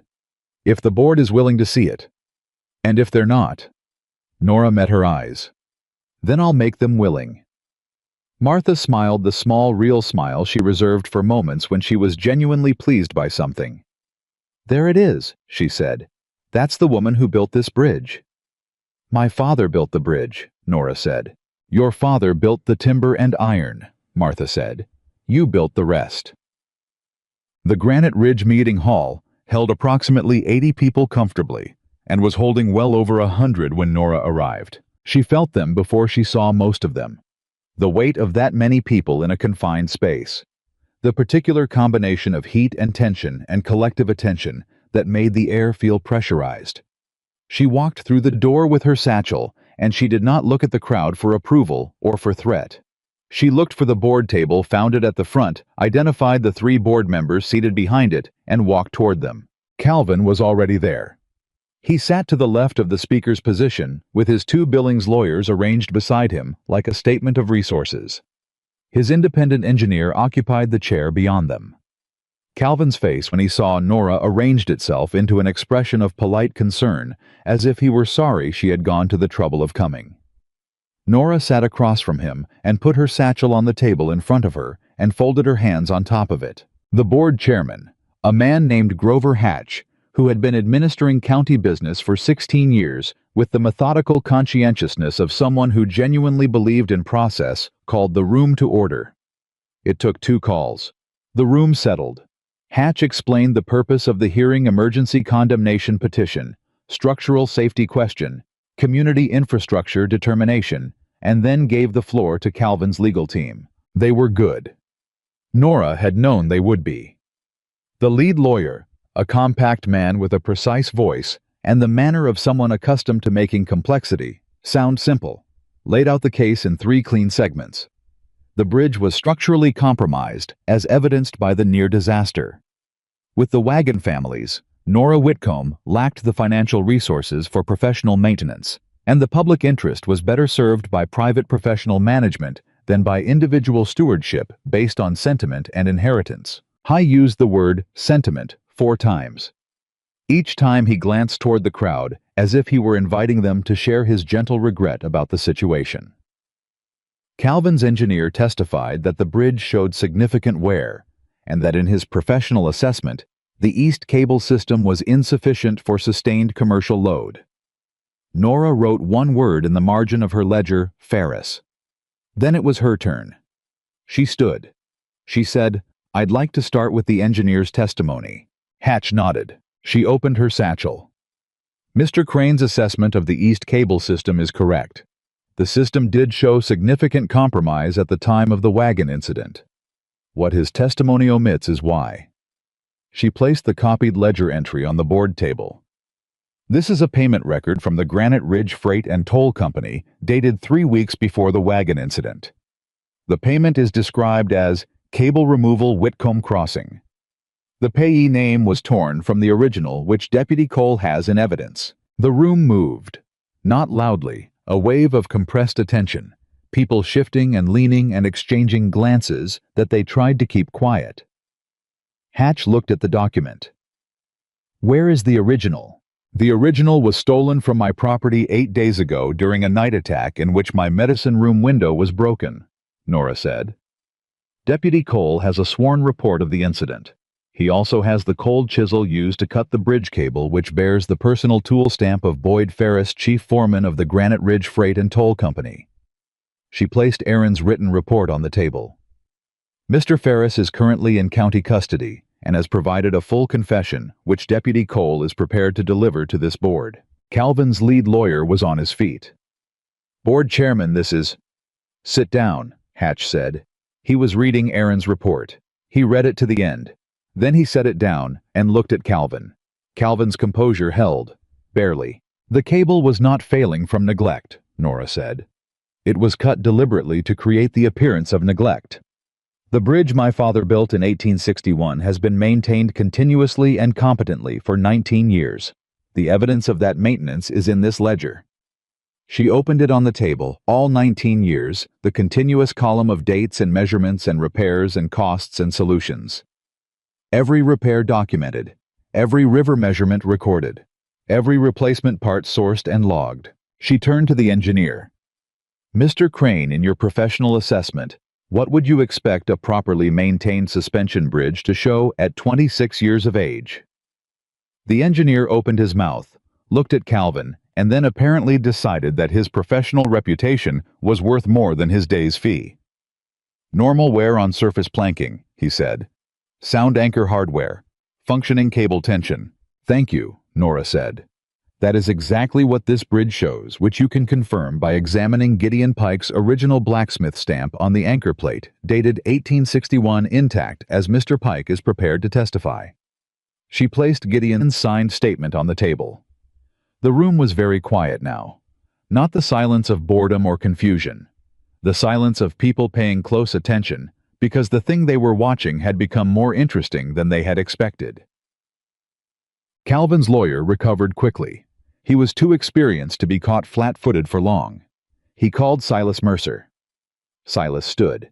He moved to the front of the room with the deliberate, unhurried physicality that was simply how he moved through every situation, and he stood before the board without fidgeting. The lawyer said, "Mr. Mercer, you operate Eagle's Rest Ranch, is that correct?" "It is. You've had occasion to observe the Whitcomb Bridge and assess whether it can safely handle commercial cattle transport." "I have." "And in your assessment, can the bridge safely carry your full cattle herd?" "No," Silas said. Calvin's lawyer smiled. The room murmured. Nora did not move. "It cannot carry 700 head at once," Silas continued. "No bridge of that span should carry 700 head at once. That's not a structural failure, that's basic load management." He looked at the lawyer steadily. "Miss Whitcomb has a staged crossing plan that distributes the load in groups and achieves safe transport of the entire herd. It's more careful than anything the toll road offers, and the toll road, as this county witnessed 2 days ago, cannot handle a wildfire." The smile left the lawyer's face. Silas said, "I was offered a private agreement by Calvin Rourke.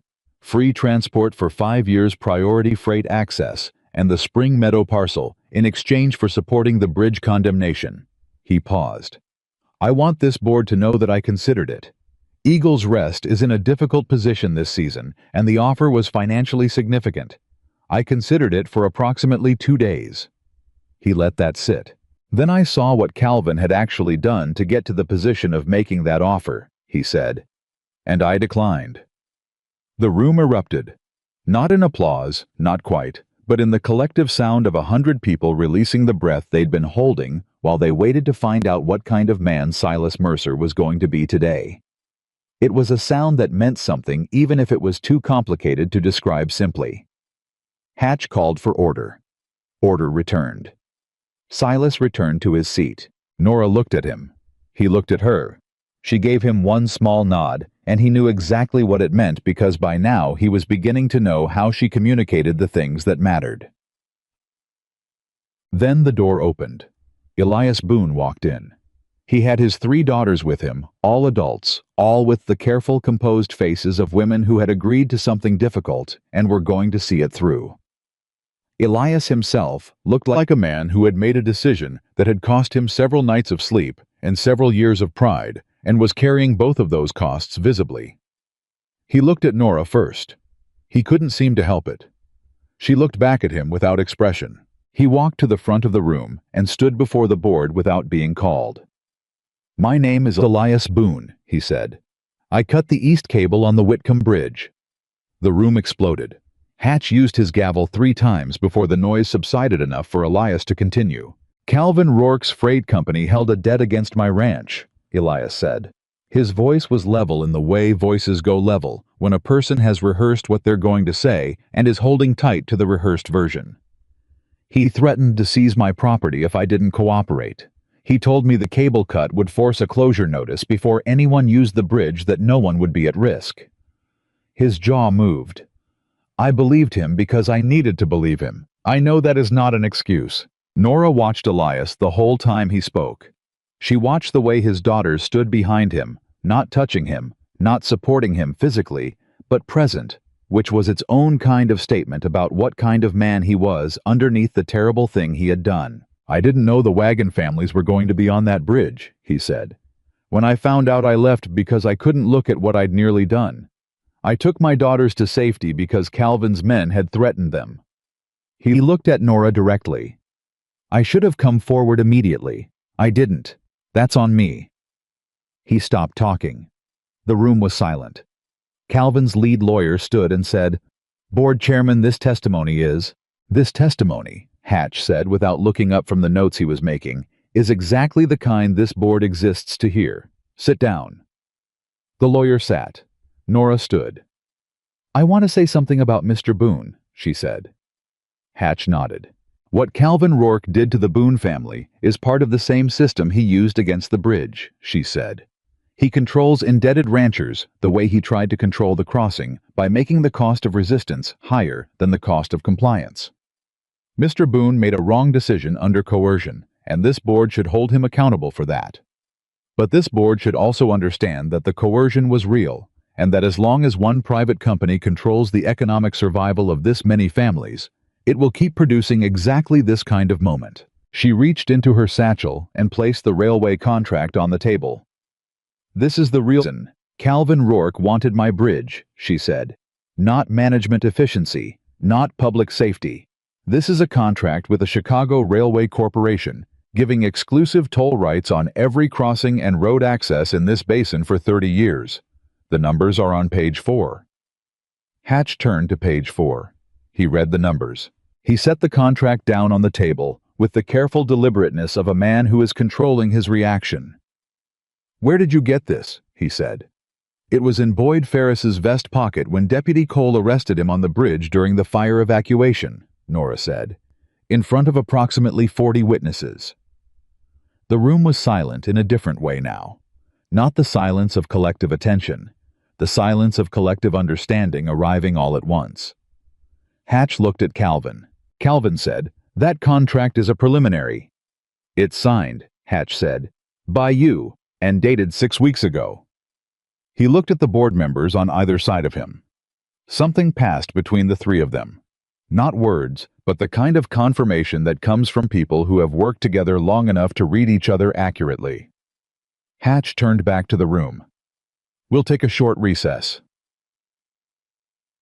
The recess lasted 22 minutes.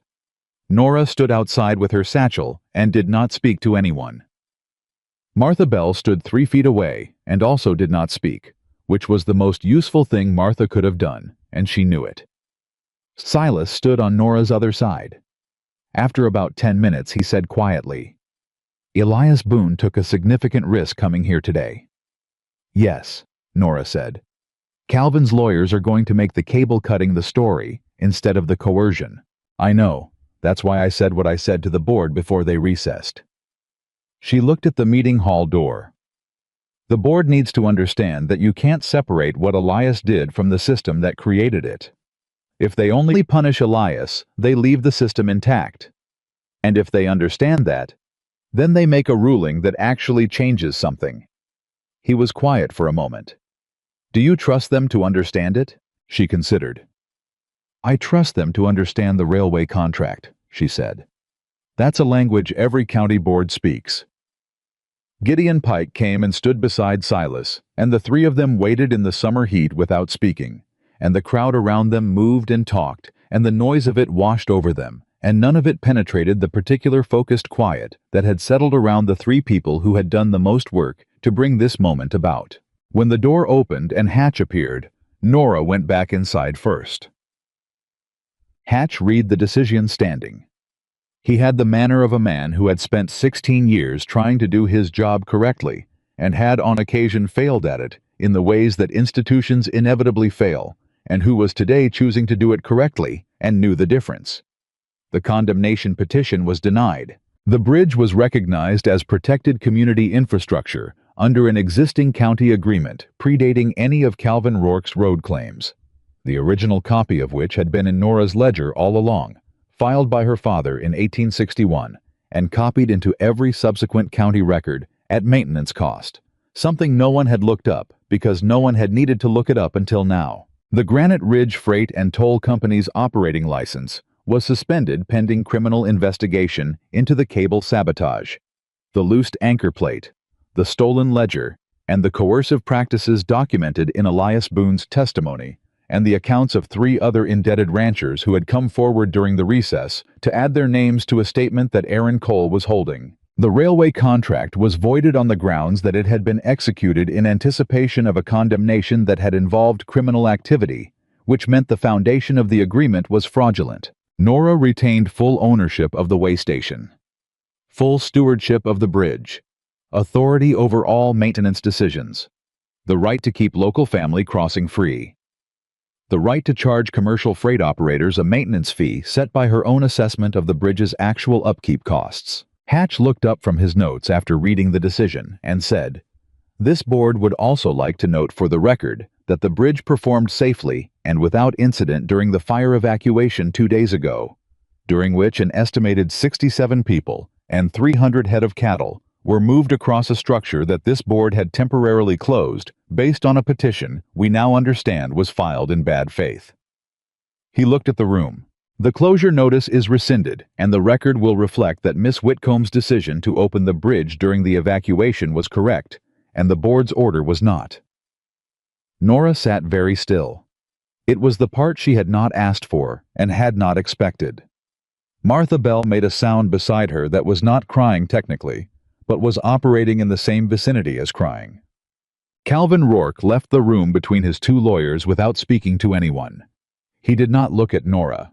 He did not look at Silas.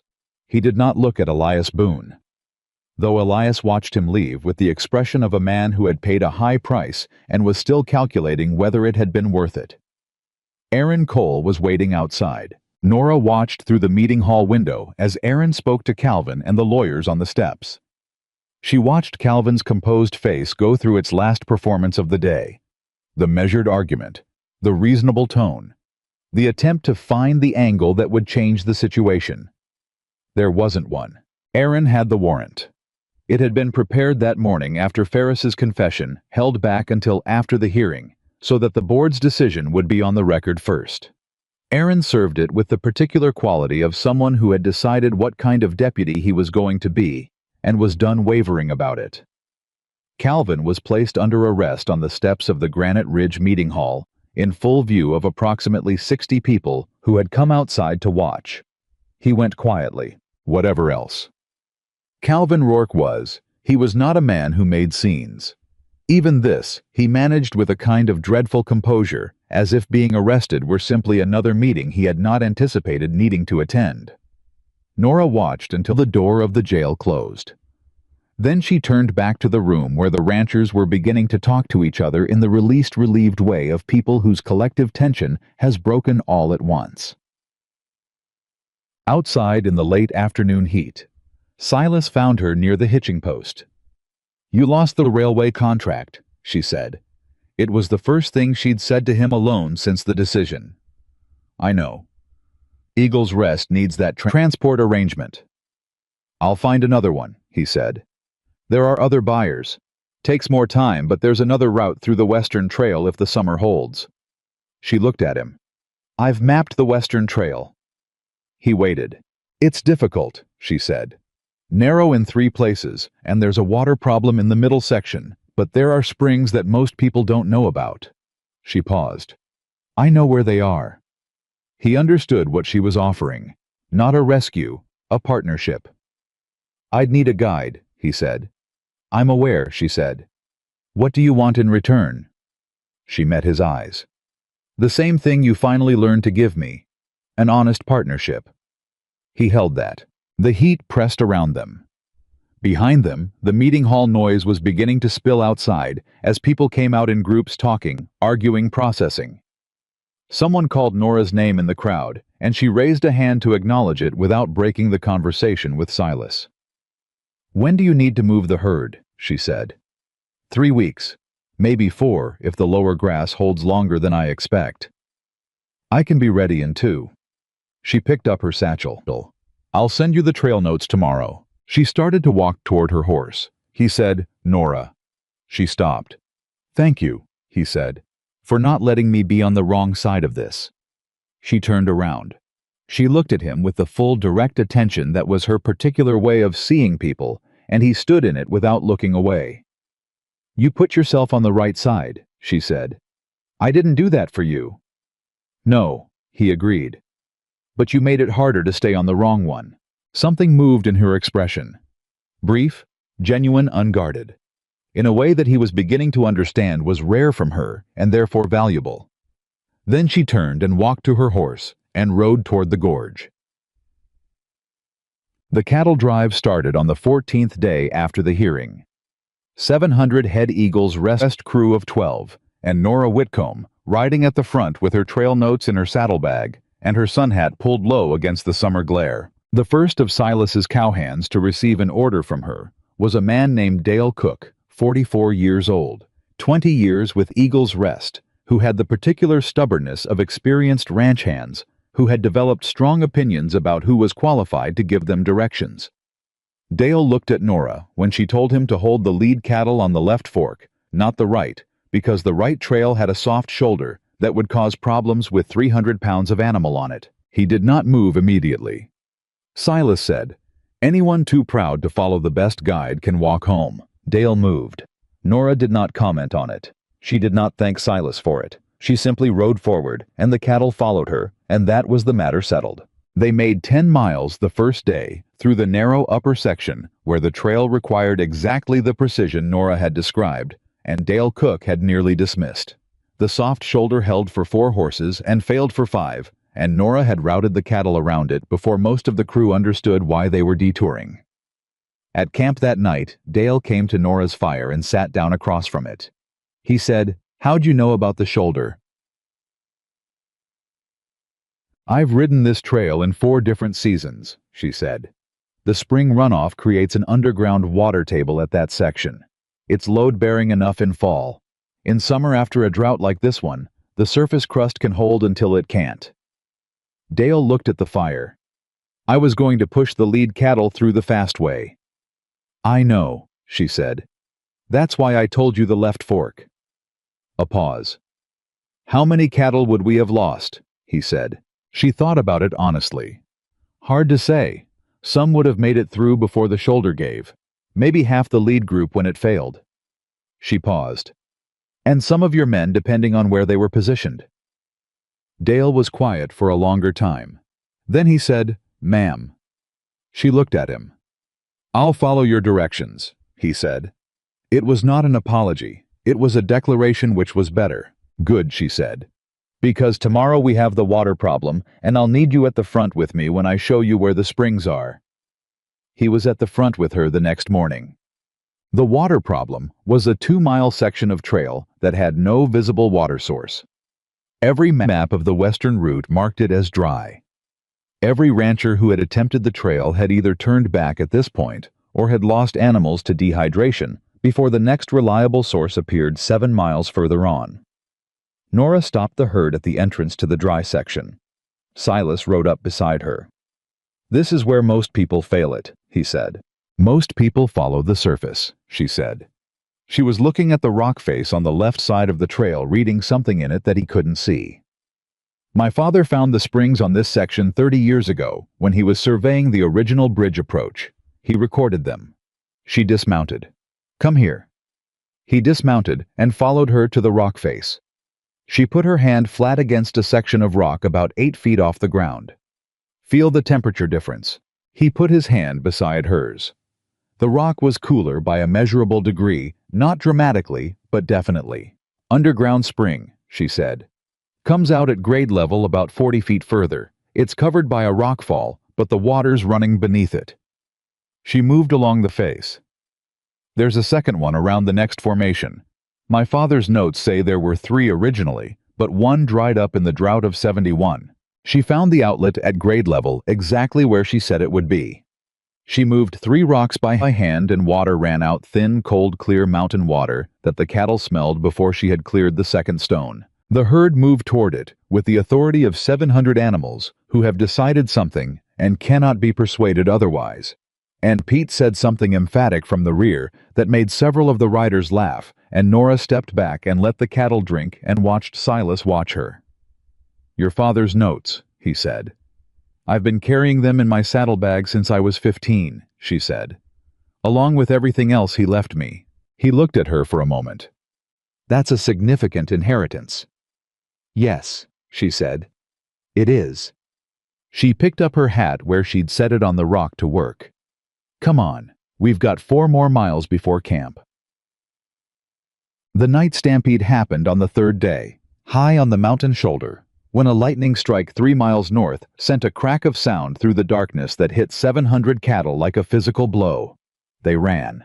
Nora heard the beginning of the sound, the particular ground change that happens when that many animals shift from still to moving all at once, and she was mounted before it fully registered as a conscious thought, moving automatically, cutting to the left flank, where the lead cattle were already streaming into the dark.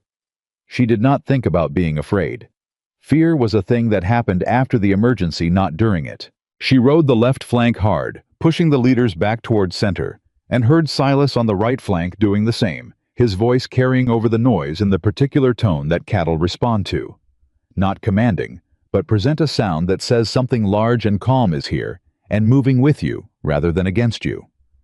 The stampede ran itself out in 12 minutes. Nobody was hurt. They lost 14 head in the dark, but found 11 of them within the hour when Pete took 2 riders on a sweep of the lower area. At dawn, when the full count was in, Silas looked at Nora across the settled herd. She looked back at him. There was a long silence that contained everything neither of them had said.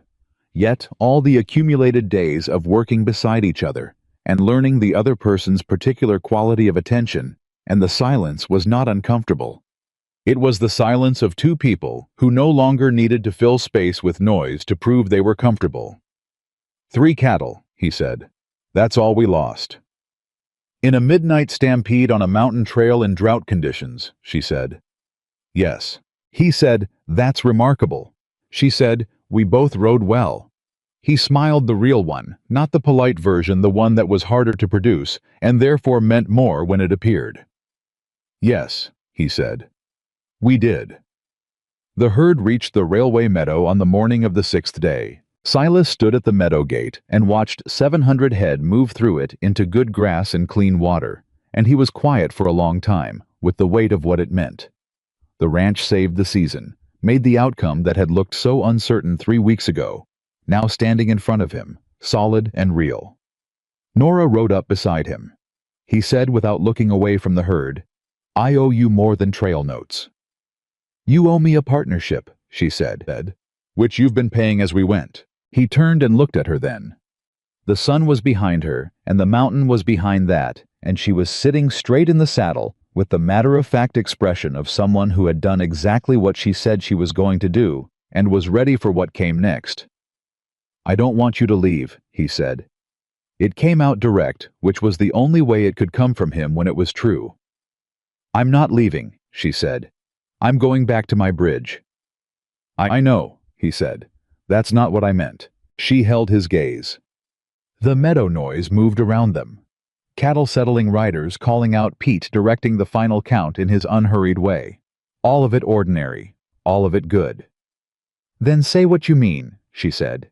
He did. He said, I want to build something with you.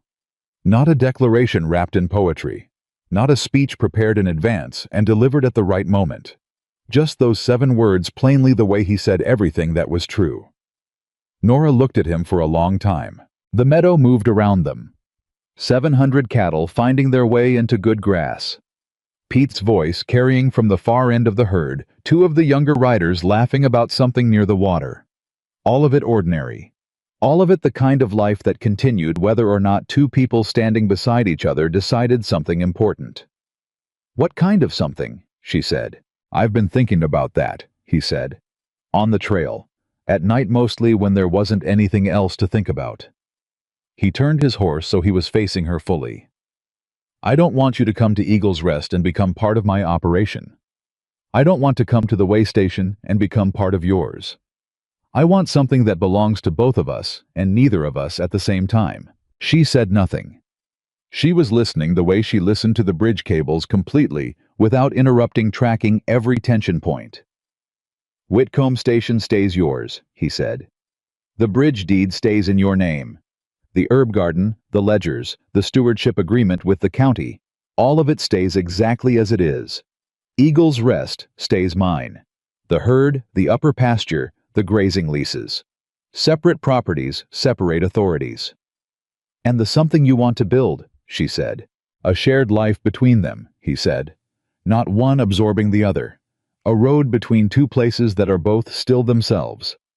She held his gaze for a long moment, and he waited because he had learned by now that her silences were not hesitation. They were thinking which was more valuable. "You're proposing terms," she said. "Yes." "Instead of a romantic speech."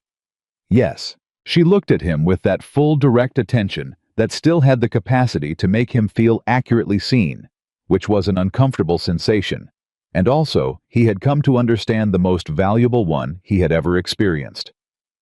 "Why?" she said. "Because love that cannot survive clear terms," he said, "is only hunger wearing a clean shirt."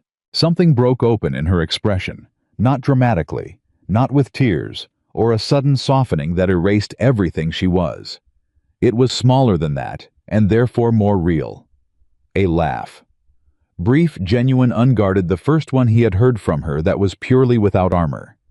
She pressed her hand against her mouth for a moment. Then she said, "That is either the most unromantic proposal in the history of Montana, or the most honest one." "I was hoping those might be the same thing," he said. She dropped her hand. She looked at him.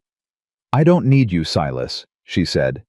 "I want to be clear about that before I say anything else. I could maintain that bridge alone for another 19 years. I could run the way station alone. I have done it, and I would do it again." "I know," he said. "But I am tired," she said, and the word landed with the full weight of what it actually meant. Not weakness, not defeat, but the honest accounting of a person who had carried something heavy for a very long time and was telling the truth about the weight of it. "I am tired of every sunrise belonging only to me. Every repair. Every hard decision in the night when the river is high and the cable tension is wrong and there is nobody to think out loud with." He said nothing. He let her finish. "I don't want a man who can live with me," she said. "I want one who knows how to live beside me." She looked at him. "Those are not the same thing. Most men don't understand the difference." "I'm learning it," he said. "I'm not finished learning it." "I know," she said. "That's why I'm still talking to you." A pause. The meadow. The cattle. Pete's voice more distant now, and the summer heat pressing down on everything. "On the condition," she said. "Name it. You never again send armed men to my property without asking me first." He almost smiled. "Agreed." "And I retain final authority over all bridge safety decisions. Not subject to review or override. Mine." "Agreed." "And if we disagree about something significant, we talk about it until we understand each other's position. Not until one of us surrenders. Until we actually understand." "That might take a long time sometimes," he said. "Yes," she said. "It might." He held out his hand. She looked at it. Then she reached out and took it. Not the way she had shaken Gideon's hand at the blacksmith shop, formal and declarative, but differently. Her fingers closed around his and he held back, and the handshake became something else, something that didn't have a precise name, but didn't need one. "All right," she said. "All right," he said. Behind them. Pete Dawes looked at Dale Cook and said nothing. Dale looked at his boots. Pete looked at the sky. Neither of them mentioned it. The ride back to Granite Ridge took 3 days. On the first night, camped beside the high mountain spring, where Nora had found the hidden water source, she sat across the fire from Silas, and they talked until the fire went low, the way two people talk when they are no longer managing what they reveal about themselves. He told her about Daniel again, more of it this time, the parts he had left out before. The specific day he had found out. The specific way grief had reorganized itself in him into a philosophy about needing no one, which had felt like wisdom for a long time and had turned out to be a costume. She told him about her mother. How her mother had known the names of every plant on the mountain and had pressed dried specimens into the back pages of her recipe ledger and written careful notes about each one in a handwriting so small it required good light to read. How Nora had kept the ledger after her mother died and kept adding to it, pressing new specimens into the pages her mother had left blank. Continuing the record, the way you continue a conversation with someone who is no longer there to speak their half of it. You've been continuing other people's work your whole life, he said. My own too, she said. It's not all inheritance. No, he agreed. Most of it is you. She looked at the fire. My father built the bridge, she said. But the bridge that exists now, the calculations, the maintenance system, the crossing protocols, the community agreements, those are mine. I built those on top of what he started. That's what you do, he said. You build on things. She looked at him across the fire. Yes, she said. I suppose I do. He met her eyes, and something moved between them that wasn't conversation and wasn't silence, but occupied the space where the two things meet, and neither of them looked away. On the second night, higher on the trail, where the temperature dropped and the stars came out with the particular density of high altitude, he moved his bedroll to the same side of the fire as hers, without asking, and she did not move hers, and that was also something decided. On the third morning, when they came down off the mountain into the basin, Granite Ridge was visible ahead of them, and the gorge was visible to the east, and the Whitcomb Bridge was a thin dark line above the canyon, and Nora stopped her horse and looked at it for a moment. It's still there, she said. It was not relief. It was something closer to recognition. It was always going to be still there, Silas said. I know, she said, but I like seeing it. They rode down together. Tar. Martha Bell saw them coming from the boarding house window and had the coffee ready before they reached the porch. She looked at them when they came through the door, and she looked at the way they moved through the space relative to each other, and she said nothing about any of it because she had the intelligence to understand that commenting on something still forming is the best way to break it. She poured 3 cups and sat down and said, Calvin's preliminary hearing is set for September. The county prosecutor has 7 charges. That's enough, Silas said. Boyd Ferris cooperated fully, Martha said. He gave a detailed account going back 14 months. The cable cut was the 3rd attempt to damage the bridge. The first 2 were minor: a loose plank here, a damaged drainage board there meant to build a record of apparent neglect before the major sabotage. Nora set down her cup. I documented both of those repairs. I recorded them as accelerated wear and adjusted my inspection schedule accordingly. She paused. I was maintaining the bridge against damage I thought was natural. Which means your ledger shows even more attentiveness than it would otherwise, Martha said. Your lawyer is going to love that. I don't have a lawyer. You will, Martha said. The county is providing one. It was part of the board's decision. She paused.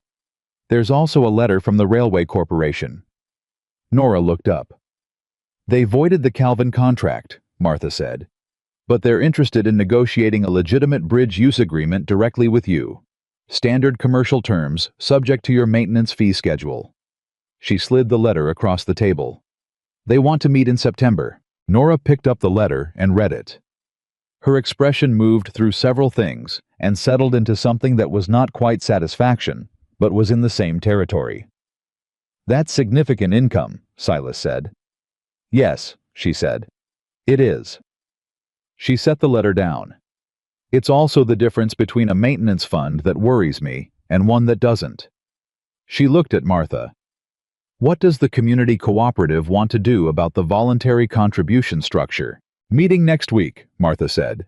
12 ranching families confirmed. They want you to set the terms. Nora nodded. She was already thinking the particular focused stillness back in her face. She picked up her coffee cup and held it and thought, and Silas and Martha let her think, and nobody filled the silence with noise it didn't need. After a moment, Nora said, "The terms are simple. Local families cross free, same as always. Commercial freight pays the maintenance fee. The cooperative contributes skilled labor, not just general help for major repairs, and I provide the engineering assessment and direction." She paused. "And every person who contributes labor gets their name in the bridge ledger beside the work they did." Martha smiled. "Your father would have liked that." "It was his idea," Nora said. "I found it in his original notes. He intended to do it from the beginning, but he died before the first cooperative meeting." She said it plainly without sentiment that required managing, and Silas watched her and thought about a 12-year-old girl making ledger entries before she was allowed to do the actual work, continuing a project whose originator was gone, deciding that the project still mattered, and she was the person responsible for it. I thought he had never known anyone with that quality of commitment. He thought he was very fortunate to be sitting across a table from her. The harvest gathering happened at the end of August. The way it happened every year in Granite Ridge tables, set up on the main road, families bringing what they'd made and grown and preserved through the summer. The particular communal exhale of a hard season that had been survived. This year, it was larger than usual. The fire had not reached the settlement. The bridge was open. Calvin Rourke was in custody. The railway letter was common knowledge. Elias Boone was there with his daughters, quieter than usual, but present, doing the work of a man who has accepted that rebuilding trust is slow and has decided to begin anyway. Nora was at the bridge cooperative table with Gideon Pike when Silas came and stood beside her. He waited until she had finished her conversation with the Hartley family about their contribution schedule. He waited until she had made the notation in her ledger and closed it. He waited until she looked up and saw him there, and understood from his expression that he had something to say that was different from the ordinary things. Then he said, "I'd like to say something to the people here." She looked at him. "With your permission," he added. And he meant it not as a formality, but as the actual thing. She studied his face for a moment. "All right," she said. He turned toward the gathering. He did not climb on anything or call for formal attention. He simply raised his voice enough to carry, and the quality of his voice was such that people turned toward it naturally, the way people turn toward something that sounds serious. "Most of you heard what I said about Nora Whitcomb at the beginning of the summer," he said. The gathering went quiet, not uncomfortable, attentive.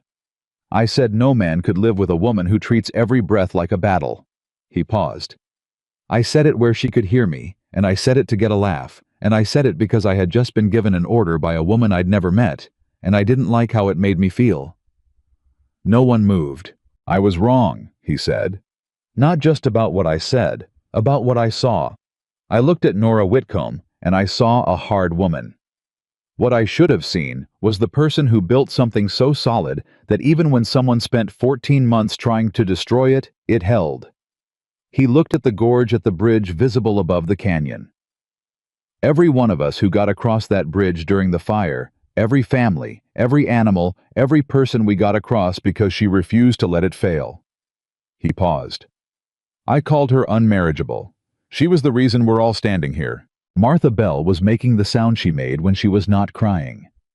Gideon Pike was looking at the bridge with an expression that belonged to a man seeing something he built still standing and understanding what that meant.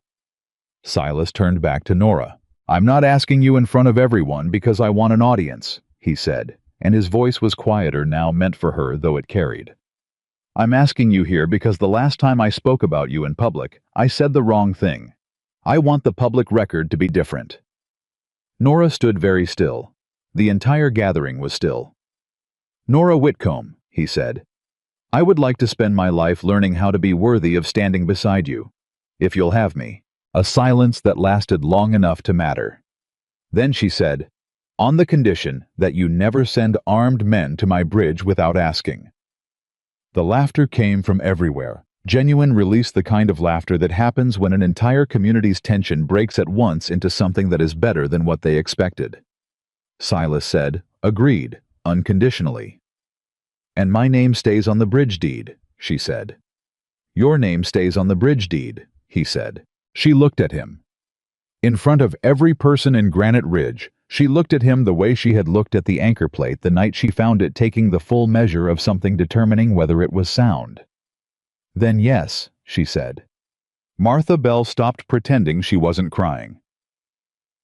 They married in early September, 3 days before Calvin Rourke's preliminary hearing, and 10 days after Nora met with the Railway Corporation's representative in Granite Ridge, and signed a commercial crossing agreement that would fund 4 years of bridge maintenance from a single document. She had negotiated the fee herself.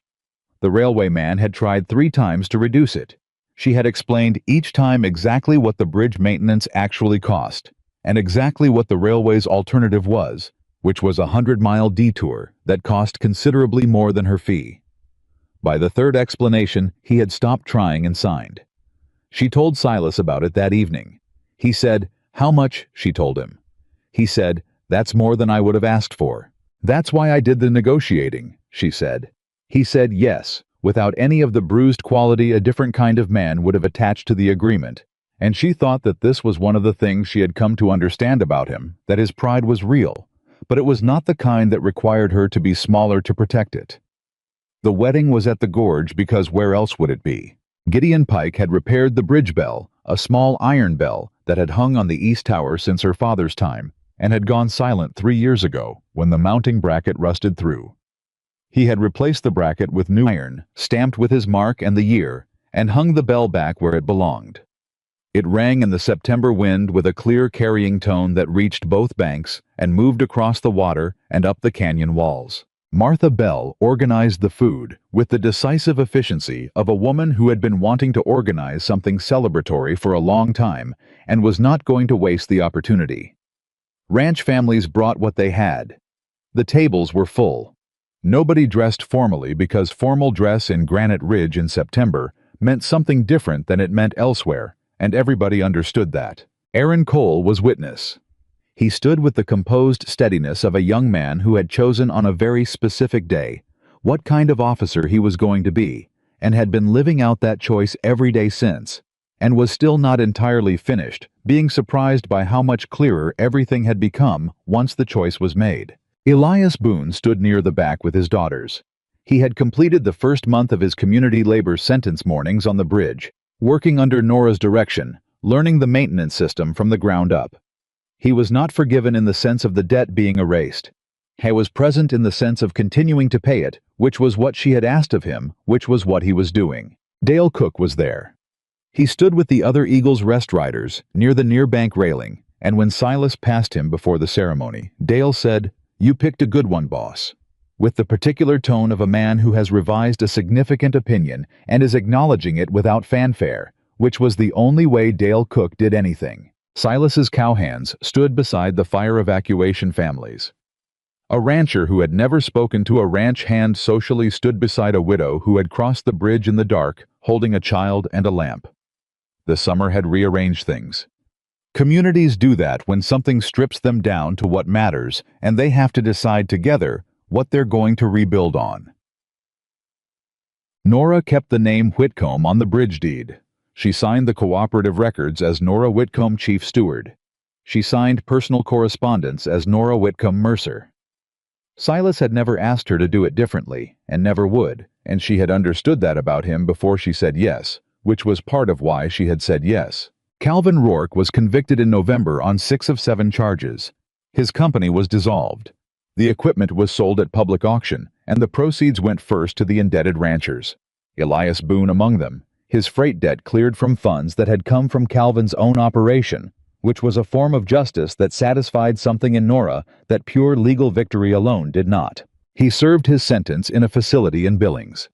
He did not come back to Granite Ridge. Nobody missed him, which was its own quiet verdict on a life spent accumulating power that had not made anything worth keeping. Boyd Ferris received a reduced sentence for his cooperation. He left the territory when he was released and did not return. His tool stamps stayed in Aaron Cole's evidence cabinet, labeled and dated and filed correctly, the way Aaron filed everything now. In October, the cooperative held its first formal maintenance work session on the bridge. 11 families. Gideon Pike directing the ironwork. Nora directing everything else. Silas was there with 4 of his riders, and he did what he was told without modification or addition. And at the end of the day, when the work was logged and the ledger entries were made, Nora wrote each person's name beside the specific work they had contributed. Silas Mercer. West Tower Brace Reinforcement. She handed him the ledger to look at when she was finished. He looked at his name in her handwriting in the ledger that went back to 1861, in the continuous record of everyone who had contributed to keeping this bridge standing. He looked at it for a long time. "My father's name is on page 12, she said. "The original anchor setting." He turned to page 12 and found it. Thomas Whitcomb anchor setting, April 1861, in a handwriting that was similar to Nora's, but with different habits at the corners of certain letters. Below it, in a smaller note that she must have added later, was a single line. First crossing May 2nd, 1861. 3 wagons, 11 horses, 40 head. All safe. He closed the ledger and handed it back to her. "All safe," he said. "All safe," she said. On a morning in late October, Nora walked the bridge at sunrise, the way she walked it every day, testing the cable tension, by feel, checking the plank surfaces, reading the anchor behavior, in the particular quality of resistance the structure gave back when you put your weight on it. She stopped at the center span and put both hands on the main cable. The cable was sound. The repairs from the summer were holding. The replacement anchor hardware had seated correctly, and the wet fall weather had tightened the joints in the way that good ironwork tightens, rather than loosens with moisture. The bridge was better than it had been before the sabotage, because every weakness that had been introduced had been identified and repaired with better materials and better documentation than the original failure point. That was what destruction sometimes made possible if you were willing to do the work after. She heard Silas come onto the bridge behind her. She heard the particular sound of his boots on the plank, and the way the tension in the cable changed minimally with his added weight. She knew his weight on her bridge now, the way she knew Gideon's ironwork and her father's handwriting, by feel, by accumulated familiarity, by the particular signature of presence over time. He stopped beside her. Not behind, beside. He said, "Safe." She ran her hand along the cable one more time. She felt the tension, the soundness, the particular vibration that meant everything was where it should be. "Safe enough to cross," she said. "Never safe enough to neglect." He looked at the far bank, at the trail that led up into the mountain, at the country they both knew in different ways that complemented rather than duplicated each other. "Ready," he said. She turned and looked at him, at this man who had said the wrong thing on the worst possible morning and had spent every day since then doing the harder thing imperfectly and honestly, and without pretending the difficulty away. Who had sat in a corner chair through a dangerous night because she needed someone present, not someone in charge. Who had braced an anchor in the dark while the fire came and asked afterward what she needed rather than what he'd done. Who had stood before a whole town and told the truth about his own mistake without dressing it up or making his correction the center of the story. Not a man who had been transformed into something unrecognizable. A man who had been shown what he already had the capacity to be and had chosen to keep being it. She took his hand. They crossed the bridge together side by side, the way the Whitcomb Bridge had always been designed to be crossed, with weight distributed evenly with care, with someone who understood the structure, walking beside someone who understood the land, both of them knowing that what they were standing on had been built to hold, and that holding required tending, and that tending was not a burden, but a choice made new every morning. The bell rang as they stepped off the far side. Just once. Clear and carrying the way, a bell rings when the wind is right, and the iron is sound, and the crossing is open. Behind them, the bridge stood. It had been standing for 26 years.